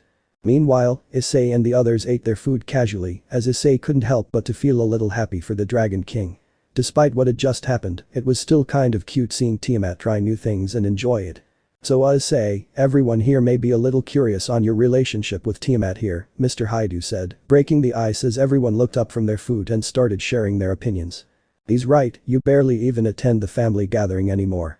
I was actually surprised you came this year, Tatsumi agreed, sitting on the other side of the table from Issei. Issei scratched the back of his head, trying to think of a good excuse. I was busy, I guess. My boss can be quite a handful sometimes, so he makes me work at times I'm not supposed to. That was the issue for the last 2 years. It was clearly a lie, as the only reason why he didn't come was simply because he didn't want to. Besides, the first time he showed up with Rainer was a disaster, it was an event that he didn't want to even begin talking about. That's a lie, I believe that Azazel could care less if Issei comes to work or not. Tiamat suddenly spoke, with food filled in her mouth. Besides, I heard that Azazel once paid Issei, even though he didn't come to work for an entire month. That's even a bigger lie than my lie, Issei argued without a valid argument, glaring at Tiamat with hateful eyes, while the rest of his family looked at him with shock. Tiamat dear, do you know where Issei works at? His mother couldn't help but to ask, staring at Tiamat with serious eyes. Yes, I believe he works at a strip club named Fallen Angela's in the Red District of Kuo Town. Issei face-palmed himself once again after hearing Tiamat's response to his mother's question, why didn't he see it coming? Issei didn't say a word about how she should act with his parents, so typically it was his fault for not teaching her how to respond correctly. Wait a minute, didn't Issei mention that Rainer was his co-worker during the last time he was here? Akane, Mrs. Haidu's younger sister asked in curiosity. Do you work at a strip club? Tatsumi cried out with his hand stomped onto the table, his face now inches away from his fellow cousin. I thought you worked as an elementary school teacher. Issei stared at Tatsumi with weird eyes, where in the actual hell did you hear that from? Bro, I think you've forgotten how actually sweet Rainer was. She was so gentle with her words, her atmosphere was gentle, and most of all she was typically bragging about the fact that kids loved her, Tatsumi said, sitting back down at his seat as he tried to calm out. Rainer, someone who was part of the supernatural, also had great amount of knowledge to the human world. Because of this, it was very possible that Rainer acted like what Issei would want her to. A gentle girl with loving features. And thinking about it now, it shocked even Issei that she acted so much out of character. Well, I did know for a bit, Mr. Haidu announced timidly, scratching the back of his head the same way his son did. We all knew, it seems that Tatsumi here was the only one who didn't, Akane followed, which everyone shook their heads to. It was a shock to all of us, the fact that Issei was dating a stripper. But it's his life, so I never said a thing about it. Sheena spoke out, as Tatsumi flipped at the fact that his own wife kept this a secret from him. Though Sheena thought Tatsumi already knew about it. That's enough, Issei might be the most mysterious person here, but we shouldn't be talking about his past. Let's talk about the present and possibly the future. Rainer was part of our family for some time, but the decision Issei made makes it so she is no longer part of our family. So, Tiamat, why don't you introduce yourself to the family? Mrs. Haidu broke the conversation and recreated a new topic to talk about, which wasn't exactly any different from the former. For the millionth time, Mom, she's not. My name is Tiamat Draconis, I'm from Northern Europe and both my parents are European. I've been traveling since I graduated and during my travels I met Issei in a supermarket. He was so kind to show me where all the items were and he even helped me pay for my taxi. Issei couldn't believe what he was hearing, it was as if he was hearing and looking at a different person. Tiamat wasn't the type of dragon to throw away her pride to protect others, especially Issei from shame. It was kind of outrageous for him in fact that she would deliberately lie just so he could take things easier with his parents. However, just when Issei could calm down, something seriously unexpected happened. When Issei went to reach for his glass of sake his father poured for him, he felt a sensitive sensation on his thighs, only to locate Tiamat's right hand slowly smothering his jean-covered thighs. Issei immediately looked back up, trying to not make an obvious poker face. He could feel her hand slowly moving towards his manhood, where his Excalibur was located. Drinking the sake was the hardest thing ever, since Issei was unusually sensitive around those areas. Noticing Issei's face after drinking the sake, Mr. Haidu laughed in joy. Not alcohol heavy. I remember you drinking almost 2 bottles of shochu and went home just fine. Yeah, until I had to throw up in the taxi nasty, why can't I forget that day? Issei remembered, going home drunk on a taxi with Rainer trying to support him. It wasn't long until he had to throw up and delay their destination for 2 hours. He thought that if he would just not focus on her hands, he could go by without giving a clue to anyone in the table. Because he was sitting at the edge of the rectangular table, there would be no way that anyone could tell what was going on if Issei just remained neutral. However, the sudden challenge wasn't going to be easy. Tiamat turned aggressive and went for his bulge, as she grabbed a handful over his hand black jeans only for Issei to take another shot of the sake to avoid making any sort of face that wasn't alcohol related. It was sort of like an escape, in a way.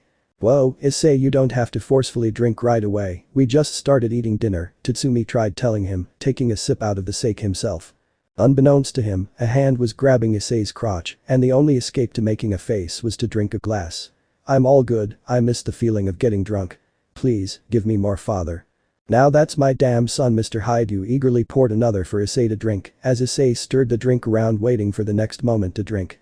Tiamat took the hidden message and this time started unzipping the pocket slowly so the sound wouldn't ring across the dining room. The sounds of chopsticks and eating helped Tiamat reach the end of the zipper faster. And once she reached it, Tiamat didn't waste time going immediately for his manhood. First, she started by caressing the glands under the boxers with her soft hands, which was enough to make Issei slightly moan and disrupt his poker face. A signal from his own brain told his hands to drink that alcohol with force and drink all of it. More, Issei shouted, ignoring the food on his plate. Here, let's eat our. No way our son wants to get wasted, and there's no way a son of mine would ever hitch out. Go on, Issei Haidu, let us drink together. It was a nifty speech made by Mr. Haidu, even though it was his own excuse to get drunk as well. If there was anyone who loved alcohol more than Issei, it was his father who taught him the real ways of drinking. Once Issei got another glass of sake, Tiamat heeded the unsent signal to move his hands closer to the skin. Normally, Issei would try and get her hands off of him, but because of the activity they did earlier, Issei was more into it than he should have been. The minute passed quickly as Tiamat now had her entire hands engulfed around Issei's shaft as she began stroking it to make Issei slightly smile in approval. Though she was new to this entire thing, she knew the simple basics. My boy, we haven't even gotten started yet. Mr. Haidu announced half drunk, being a weak drinker himself. Normally people wouldn't get drunk with sake alone, but in Mr. Haidu's case it was much different. Bringing out of a cold case of Korean soju and beer, Mr. Haidu mixed the two together in order to create a new drink. Samuk. It was one of Mr. Haidu's favorite drink and one of Mrs. Haidu's drink as well. The others ate their food quietly while observing the delightful scene of father and son, which Tatsumi couldn't help but to join in. Bucket, we're going home drunk tonight, Sheena. Tatsumi announced to his wife while grabbing for a glass as well. Mr. Haidu took no break and poured a glass for him as well, which Tatsumi drank almost immediately upon given. Say that when you can actually take a hit or two, hussy. Sheena ruthlessly doubted, seeing Tatsumi's red cheeks already forming from just one drink. Issei, I'm interested in what you're drinking. Tiamat whispered, leaning closer to Issei while she caressed his manhood with mediocre speed. Azazel told me they make you dizzy. Issei, now somewhat drunk, grabbed a glass and poured the leftover sake and gave it to Tiamat. Try it, but don't yell at me if you don't like it. She received the glass from Issei and stared at the glass while holding it with her free left hand. It had an unusually strong smell to it, but that's what made it so curiously interesting. Having a nose of a dragon, Tiamat could smell all types of alcohol that was laid on the table for everyone to drink. First taking a sip, liking the taste, Tiamat gulped down on all of the sake and placed the empty glass down while trying to take it all in. And much to Issei's surprise, she actually liked it. You like it? Issei whispered back, only for Tiamat to nod in approval. It wasn't long until she asked for a second and a third and a fourth and eventually the seventh. No, she wanted to go even further and decided to try every single one of the available alcohols, both solo and mixed. Little did she know, alcohol also had major effects on dragons, almost being effective as human beings. Life 16. Haidu Residence, Kyoto. 8:52 p.m. After the family dinner, everyone from the Haidu household parted ways after saying their regards. Issei's cousins went back home to Tokyo, his aunt went back to her house nearby, and Issei's parents left Issei home alone to greet their own parents. Yuzo Haidu, an 80-year-old man whose life is barely hanging onto a string. Though he had another possible 5 years to live for being very healthy, Issei's parents always made sure to visit the elder community every month. In normality, Issei would go with them to meet his grandpa, but this time he had an arguable excuse to not wanting to go. His father understood all of it and left the two alone with a smile and a thumbs up in approval of the woman he was going to run down tonight. Not only was Tiamat the hottest woman Issei had ever laid his eyes on, his father could say the same. Hell, before Mr. Haidu left the house he couldn't help but to whisper to his own son how jealous he actually was. Starting from her attractively built humanoid body, her curves were something straight out of an Hollywood movie. A body that all women wishes for, a body worth worshipping and pay your life to touch. Her soft pale skin was enough to completely control Issei's tongue, as he wished for the day where he got to lick all of it. It was like licking a ice cream, soft, tasty, and satisfyingly delicate.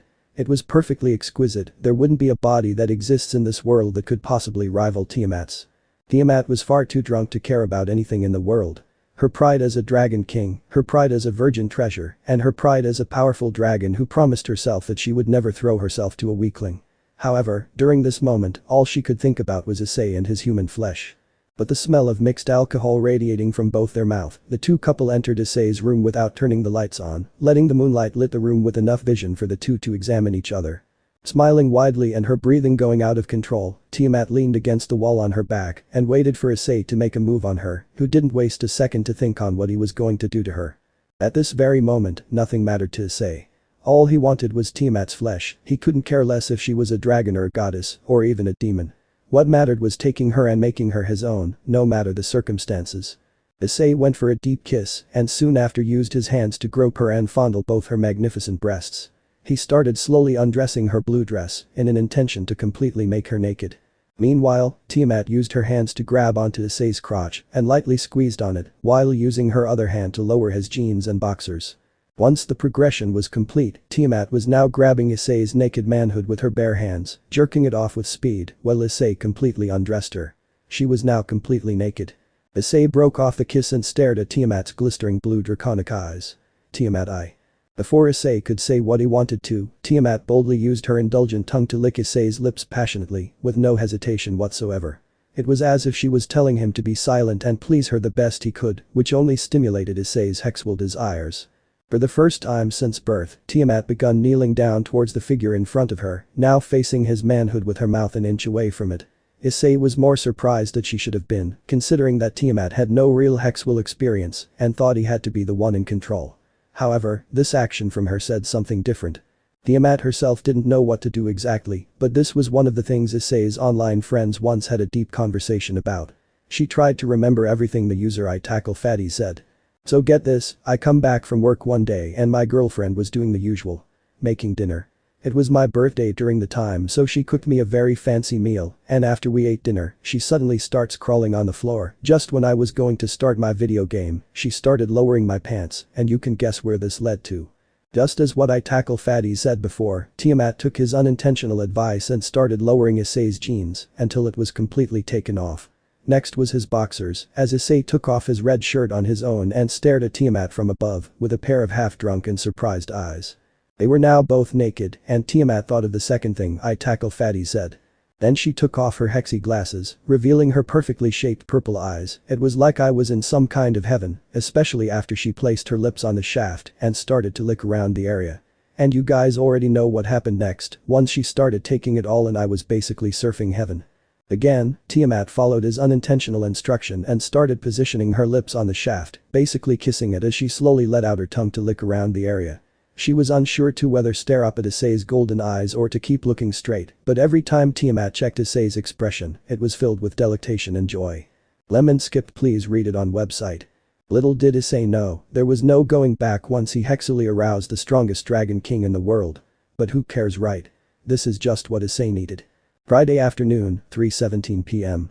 Haidu residence, Kyoto. We'll be back later, okay? I'm just going to show Tiamat around Kyoto since she's new to the place, Issei shouted as he held the door for Tiamat to walk past him. You couldn't exactly notice it, but if you did pay close attention, then you would notice she had a small limp, signifying that last night's activities had left an effect on her. Okay Issei, have fun you too and remember to be safe, and if you take your bike, then remember to not go over the speed limit, came his mother's response from inside the house. But that said, Issei closed the door and caught up to Tiamat, who was standing near his bike with her hands intertwined with one another. "Do you want to take the bike or would you prefer walking?" Issei asked. She hummed as she placed her finger on her chin, entering a cute thinking pose. "Let's go by foot, I just want to relax and enjoy the sights and not have to worry about falling off." Issei nodded in response and was about to walk past her when suddenly she latched onto his right arm and leaned in onto him, making it nearly impossible to free his arm from her strong grasp. He was about to ask her what she was doing, but she had explained herself before he could. "Since we mated last night, I believe it is only fitting that I show that I marked you as my territory, that way no one else gets any ideas and tries to do anything with you." She wasn't exactly lying about that. Upon waking up this morning he smelled more like a dragon and not as much as a human. It wasn't exactly noticeable to most supernatural beings, but to the yokai and dragons, it would be easy to detect, and from what she knew, yokai usually would try to seduce alpha males for strong mates. Kyoto was home of the yokai from what she had remembered as well. And if that is still the case, then that means they will be all over the place, but just blending in like normal people, and if they got a whiff of him, then they would smell the dragon part of him and would try to take him. I guess that's fine, makes sense I think," he responded with a small awkward smile on his face, not really seeing that as a big deal. He did feel a little happy on the inside hearing this. She was basically in a way saying they were a couple, and if that was the case, then this would be considered a date. The pair then left the residence district and begun their tour into the Kyoto city, and Issei was glad to be traveling by foot. The gas on his bike was running low, and he would rather not stop by a gas station on a rather nice date. Besides, the scenery and the atmosphere of Kyoto was always brighter than what a normal person would expect. Every step reminded him of the days when Issei would quietly walk to school and met up with his other friends, and that thought brought a smile to his face. "This pathway is pretty familiar to me," he started a conversation, causing Tiamat to look up at him. "This is the usual pathway I took to go to school. And if my memory serves me right, this is where I met my very first friend once I transferred." "Sounds like you weren't that popular with the ladies back then," she teased with a small playful smile, ignoring the tick mark that appeared on his head. I was popular with the ladies growing up, they all wanted to beat me up most of the time," he muttered, but quiet enough for her not to hear as well as not noticing her raise an eyebrow of curiosity as well. "Oh, should I believe that you're just playing with my heart like all the other girl from this school?" She didn't know exactly what school was, but she figured that it was probably a place where kids went since he was younger at the time. "Not even close, well partially originally I went to Kuo Academy and was part of this infamous group, the perverted trio, which consisted of the most toughest, meanest and most testosterone men in the academy," Issei jokingly bragged. "Now how much of that was a lie?" She questioned in between giggles. It was the way he said it really that made it funny, and all of the small poses that he did as well. Mostly the last parts really. I mean, me and my two friends were obsessed with the female body and worshipped them, but because of that obsession, it made us perverts as well as maybe somewhat creepy," he admitted with a slight grin on his face, recalling his times in Kuo Academy in Kuo. "So you were outcasts?" Tiamat wondered only to receive a nod from Issei, and now she could see how Issei would be related to the Welsh dragon, Drake. Him and Albion were basically outcasts to the rest of the dragon faction, but that was because they were the two heavenly dragons. It was a rough history that Tiamat was very familiar with. Though it wouldn't make sense to a commoner's eye, if Tiamat would get deeper into it, it would make more sense. "I see, so what exactly is school?" she asked after a couple seconds of silence and deciding it was probably for the best to change the subject. "It's a place of learning academic skills and what is needed to go further in life. Parents pay for their kids' education and send their kids to the place for most of the morning and the afternoon, and they learn whatever the teacher decides to teach them about," he stated as they turned the corner and landed right in front of the massive Kyoto High School. It was roughly the same size of Kuo Academy, except it looked more Japanese than Kuo. Nonetheless, it was a well-funded school with many high expectations from the parents who lived in Kyoto. "Issei? Is that you?" A woman from behind suddenly spoke as Issei and Tiamat turned around to face two females. One of the girls had dark blue hair that reached her shoulder blades with a green streak going down the center, had a pair of dark yellow eyes, and was wearing a teacher's uniform, which did look pretty hot on the curvy woman. Meanwhile, the other girl standing next to the brunette was one that looked to be in her late teens and had golden hair as well as golden eyes, and she was shorter than the other. It didn't take long for Issei to realize who the person was. "Zenobia, is that seriously you? Oh my god, it must be you still have that green streak going down your hair." Tiamat didn't say anything, but she was eyeballing the little gold-haired girl with a fierce look, for the young girl was eyeballing Issei as if he was a juicy piece of meat that was just waiting to be gobbled up.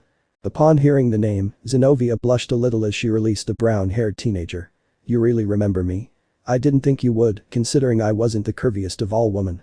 Of course I recognized you were like my only girlfriend that didn't want to beat the holy hell out of me, he said with a small smile, not even noticing the stare down going between Tiamat and the student. The two of them seemed to be off in their own little world while they were in their own of catching up with one another.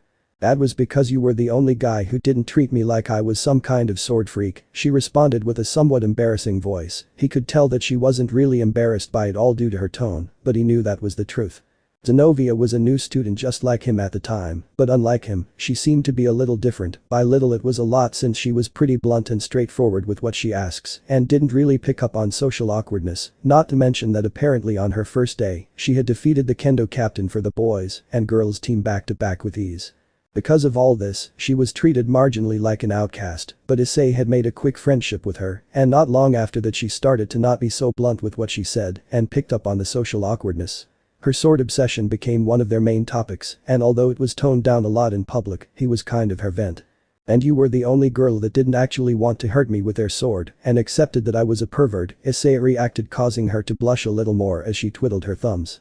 The two then stood in silence for a second before saying at the same time, "So what are you doing here?"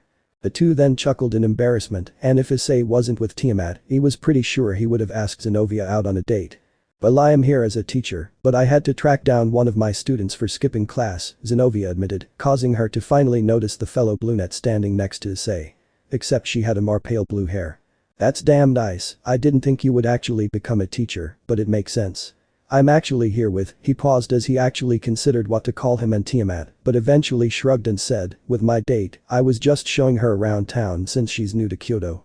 He wanted to ask Tiamat why she was giving the teenager a nasty look, as well as why the teenager was doing the same to her, but decided to hold that comment for later. "That's nice of you, I am glad to know that Issei I met when we were younger still hasn't changed that much," Zenobia said with a bright smile, causing Issei's cheeks to redden a little from the praise. He wasn't used to this kind of praise, so it was kind of nice. The two of them then stood there in seconds of silence before saying in unison once again, "Well, I better get going." This again was followed by another chuckle as they dragged away their date and student, breaking the strange staring contest going down between them. Life 17. Kyoto. 3:34 p.m. "So, care to explain what that stare down between that girl and you were about?" Issei asked after them finally getting clear of the school premises. He didn't know why, but he liked to believe it was because of him. "Can I be honest with you?" she questioned back with a moderately serious expression on her face. She had a cute expression on her, and he was finding it hard to take her seriously when she had a grievous face most of the time. "Nonetheless," Issei answered with a great poker face. "Of course, I mean you have been honest with how you feel about me so far." He didn't see it because he wasn't looking at Tiamat during the conversation, but she had a small faint blush on her face.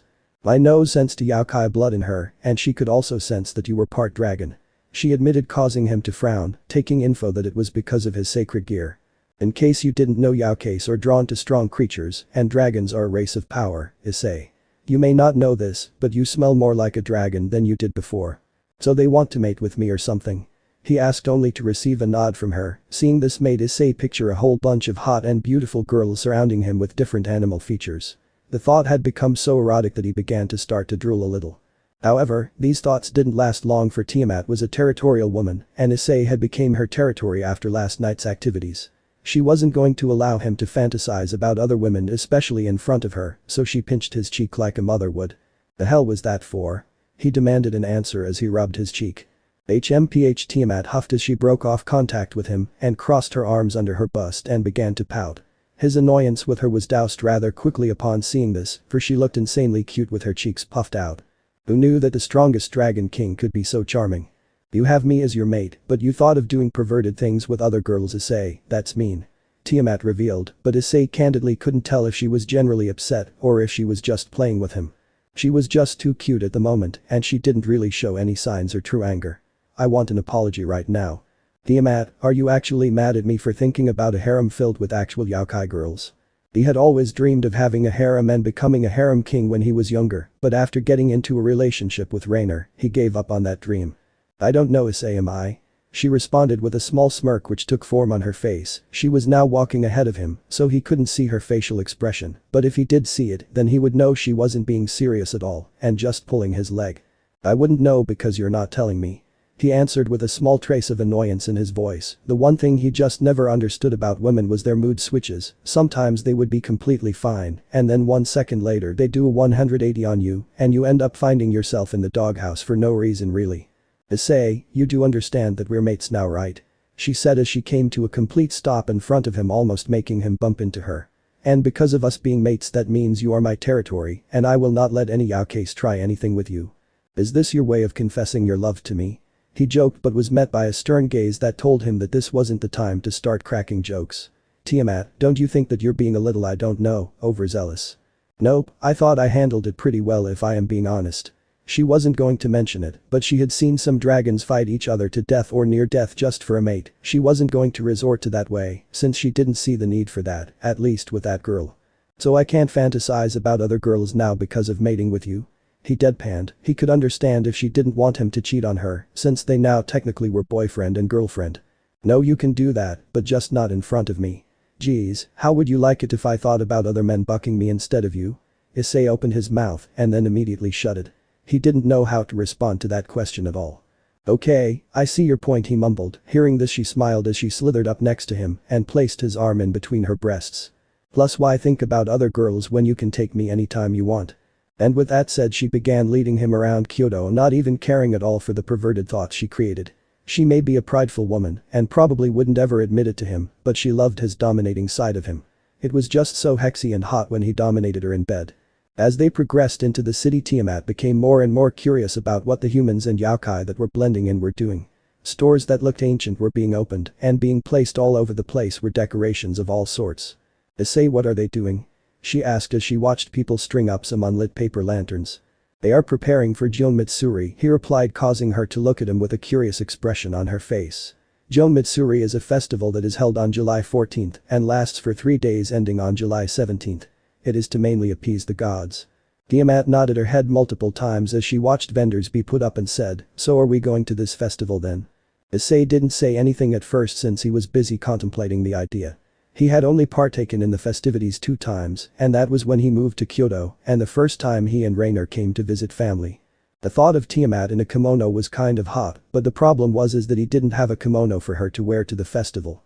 I don't know, I mean I haven't really gone to this festival in a while, and the last time I went was with Rainer. He started as he rubbed the back of his head. He didn't seem to notice this, but Tiamat frowned a little hearing this. Well, I think we should go, she stated, causing him to look at her with a little bit of surprise. I came here to originally learn about the human world, and that is what I will still do. Oh, what else are you here for then now besides learning? He questioned with a sly smile on his face as he shifted his arm to where she was underneath it instead of holding onto it. For you, of course. She said with a radiant smile that made him blush profusely. He wasn't expecting a blunt response like that from her. We are mates, and mates stick together, remember? Yeah, I guess we are. He said with a smile on his face. The two of them may be different races, but that didn't seem to bother her at all, so he wasn't going to let it bother him. Plus, what idiot would turn down someone like her down? So, are we going? Tiamat asked after a couple seconds of silence. She was okay with them not going, but preferred if they did go, since it would help her learn about the human world, as well as learn more about one another. Why not? I mean, you originally came here to learn, and last time I went to this it was pretty fun, so I think you'll enjoy it, but there is one small problem. He stated. Oh, and what is that problem? She asked inquisitively as she watched more vendors of all kinds be put up, as well as more decorations for tonight's activities. Well, women usually wear kimonos to these kinds of things, and you don't have one of those. So let's go get one then. In fact, you did say we could go shopping, and today is a perfect day to do that. She said, stopping him in mid-sentence. He did say he would take her shopping, but he preferred if they did it closer to home, since it would be easier to bring home since he doesn't own a car. How about we just go shopping for a kimono today, and this weekend once we are back home we go shopping for other clothes.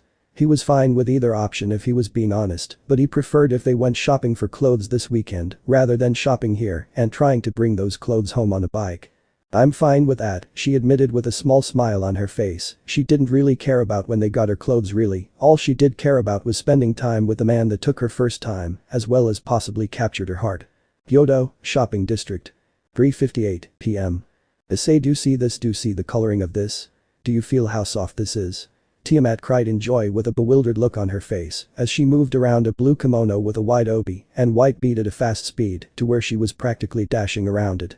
Issei stood there and watched her bounce around the piece of fabric. He expected her to be excited about getting a kimono, but nothing of this caliber. Still, he did find it a little enjoyable to watch. Yes, I see it, and yes, I see the coloring, and no, I don't know how soft it is since I haven't touched it yet. Tiamat came to a complete stop after hearing his bland response and turned around to face him, forming a pout in the process. Issei, upon seeing her cute pout, attempted to look away but couldn't find the willpower to break his gaze from. Issei. Don't be like that, this is my first time getting some clothes and I don't want it to be ruined just because you're a little embarrassed, she said in a little bit of an upset tone, causing the females around them to look at the couple with curious expressions. She wasn't wrong, Issei was embarrassed, but that was because he was the only guy in this store from what he could see, and he was surrounded by tons upon tons of hot gorgeous girls that are potentially yaoi, so he was trying his hardest not to show any excitement at all and look as if he didn't want to be here. I'm sorry Tiamat, and why don't you go and try it out? I think you would like it. Came his apology as he shoved his hands into his pockets. She hummed as she scanned the kimono for a solid minute. It doesn't match my hair though, sure it is nice, but I think it would be better if I got one that matched my hair, don't you agree? She wasn't exactly wrong, the kimono she was enthralled by was a dark blue one that didn't really match with her pale blue hair. Well, I mean you aren't exactly wrong, but the ones I saw earlier were pretty expensive. Tiamat frowned a little as she stared at the kimono before looking back at Issei and saying, how expensive are we talking, Issei? Is it too much? Issei didn't say anything due to him weighing his options. It wasn't that expensive to where it would actually affect him drastically, but it was still pricey and he didn't want to buy something unless she planned on wearing it multiple times. Still, though it was going to be her first time at a festival and he wanted it to be special for her and something she could always look back to. Besides, first impression matter. No, it isn't too much, and I guess we can get something a little expensive, since it is You're the best, to say, she cheered as she nearly tackled him. If it wasn't for his training with Azazel, he would have been caught by surprise and knocked onto the floor, but he was able to prevent that from happening. The ladies who were within earshot of their conversation began to voice their opinions about him spoiling Tiamat. I wish I had a man to be some expensive clothing too. Handsome, considerate, and willing to make me happy, I am jealous of her. They look so cute together, and I love that he's willing to buy something a little out of his price range just for the festivals. Issei was glad that Tiamat had her face buried into his chest because his face was redder than a tomato after hearing the appraisal, and he was pretty sure if Tiamat saw this, she would then go on and tease him about this. Easy, we're in public and we don't need to be creating a scene, he started as he made a futile attempt to put her off of him, but was finding it incredibly difficult to do that. Tiamat. Issei, this is the first time somebody has gotten me something, Tiamat muttered with a small smile on her face. Sure, we got food together, but this is the first time someone is buying me something or getting something for me out of the kindness of their heart. It isn't that big of a deal. But it is, she blurted out as she looked up at him with a serious but yet cute expression on her face. It is to me, this is my first time doing all of this stuff and it means a lot to me. It may not mean much to you, but to me, it means a lot. A red streak formed on Issei's face as he looked away, avoiding making eye contact with anyone.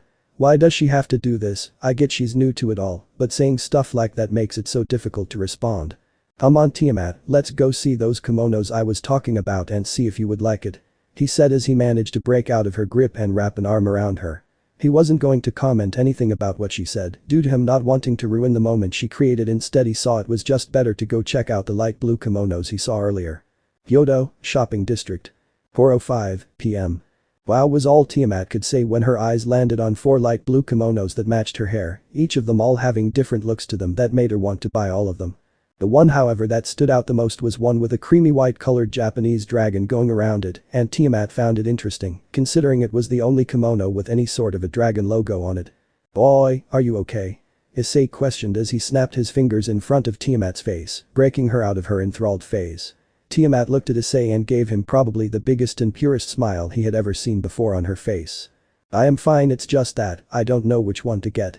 I like the one with the dragon going around it, but I also just like the normal blue one.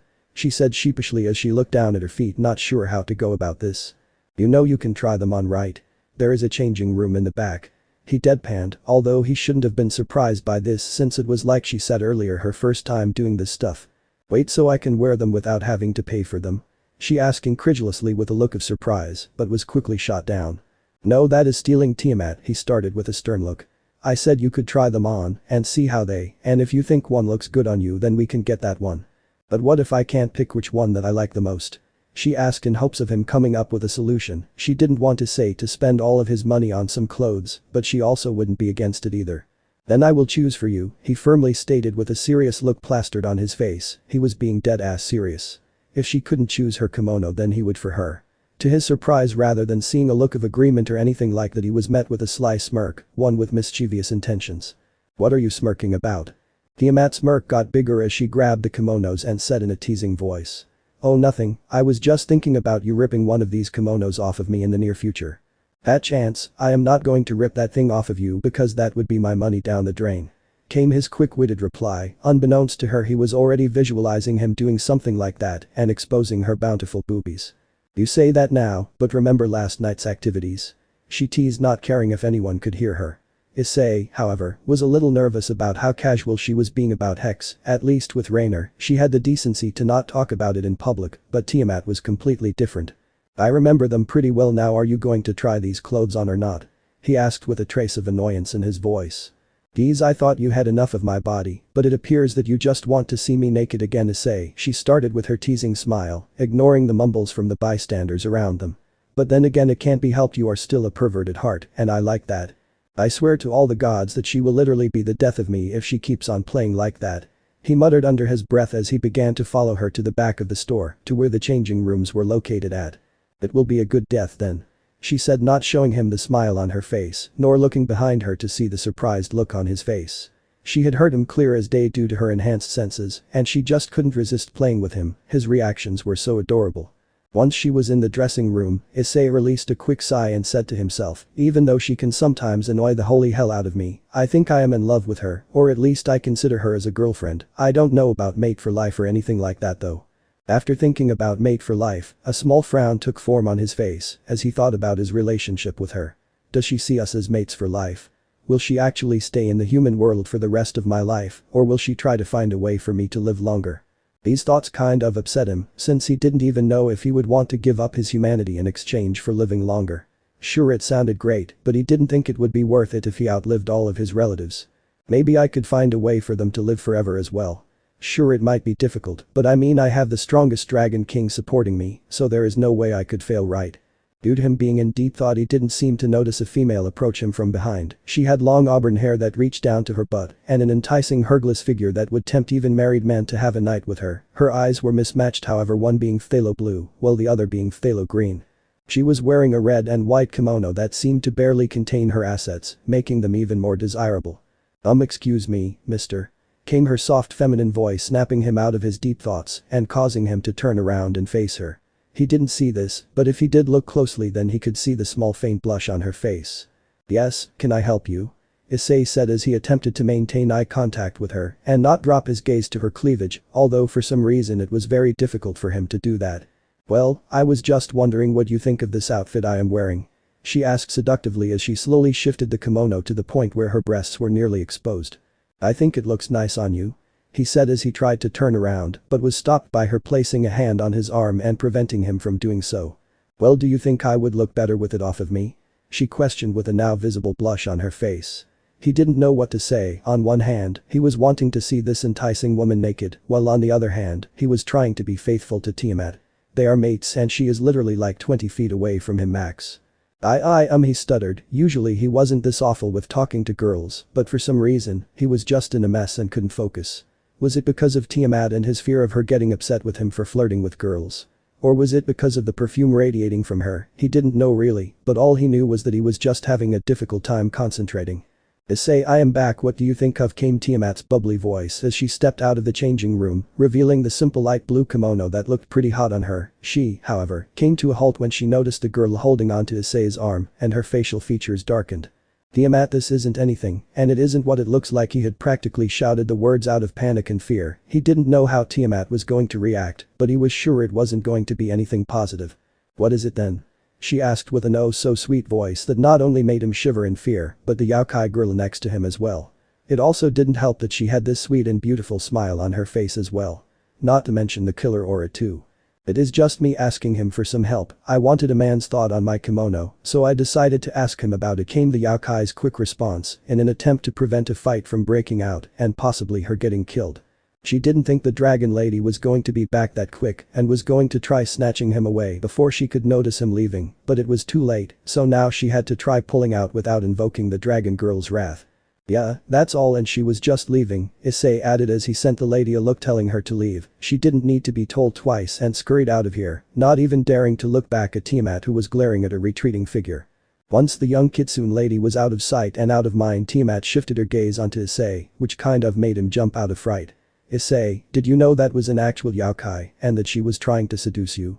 If I am being honest, I didn't know she was yokai, but I was a little suspicious and she was flaunting herself off to me. He admitted. Tiamat simply nodded her head multiple times after hearing this. She wanted to be mad at him, but she quickly remembered Issei is just human who just learned about the supernatural world, so the chances of him actually knowing her true nature was slim.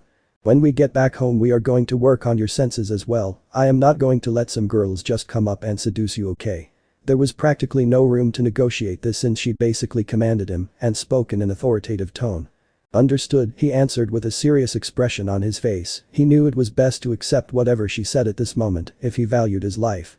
However, there was a silence that passed by them for a solid 10 seconds, neither person not knowing what to say now since the awkward situation just ended. I think that kimono looks good on you, he started, causing a small blush to appear on her face as she intertwined her hands and entered a cute pose. It was like she wasn't even mad at him anymore. Like, for real, I think that one looks sexy as hell on you.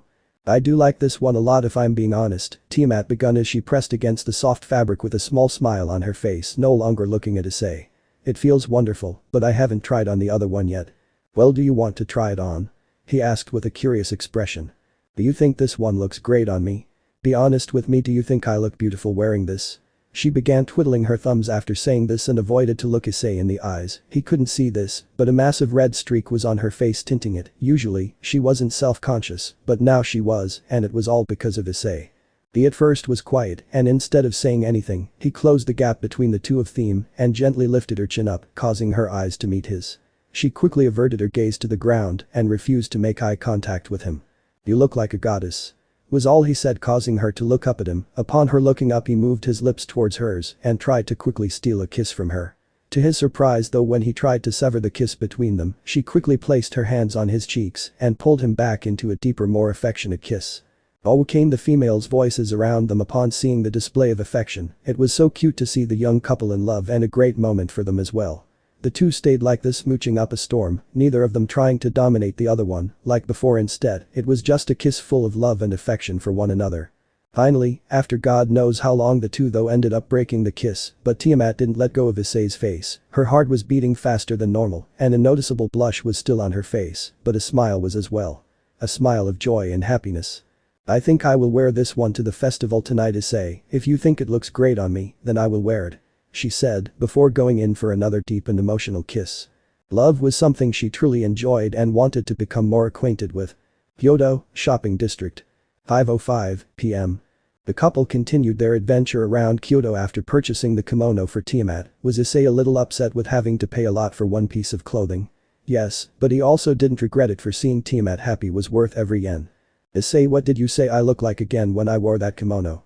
Tiamat asked with a dreamy expression on her face as well as a dreamy voice. She seemed to be on a whole different planet as she clung onto Issei. I said you looked like a goddess, he stated, causing her to giggle in delight as she tightened her grip on his arm. He didn't show it, but he was starting to get a little worried about his arm. Any more pressure like this and he was sure she would cut off the blood flow.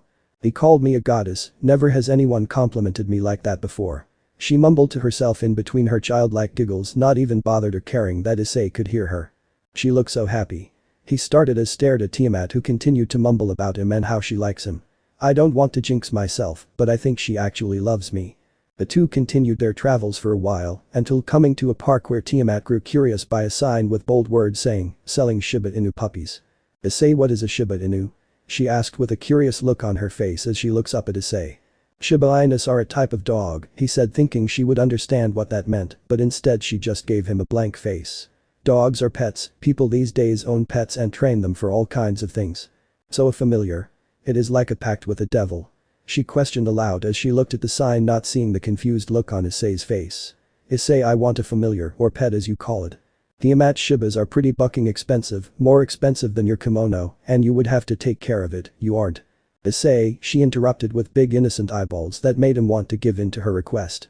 Please, I know that you're wanting to save your money, but I never had a familiar before, most of the familiars in the forest were afraid of me because of me being a dragon king. You don't know a thing about taking care of a pet though, he said weakly as he broke contact with her puppy eye look. As much as he wanted to make her happy, he also wanted to keep some money in his wallet so he could buy things for himself.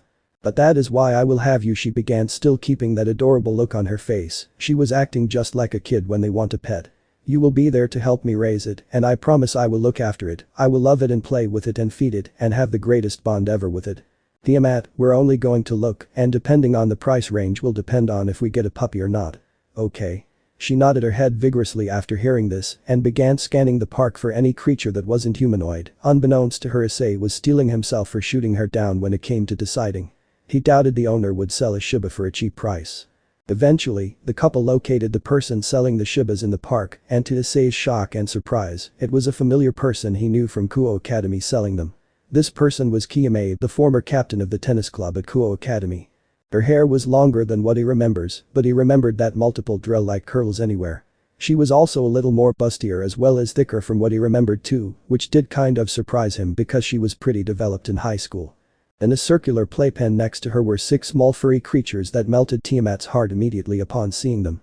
She wasted no time in severing her connection with Issei's arm and sprinting to the playpen, leaving Issei somewhat shocked. Guillaume, who didn't see Tiamat at all approach the pen from behind her, was caught by surprise when Tiamat said to her. Can I go into the pen and play with the puppies please? Was all Guillaume could say after recovering and calming herself down and preventing herself from having a heart attack.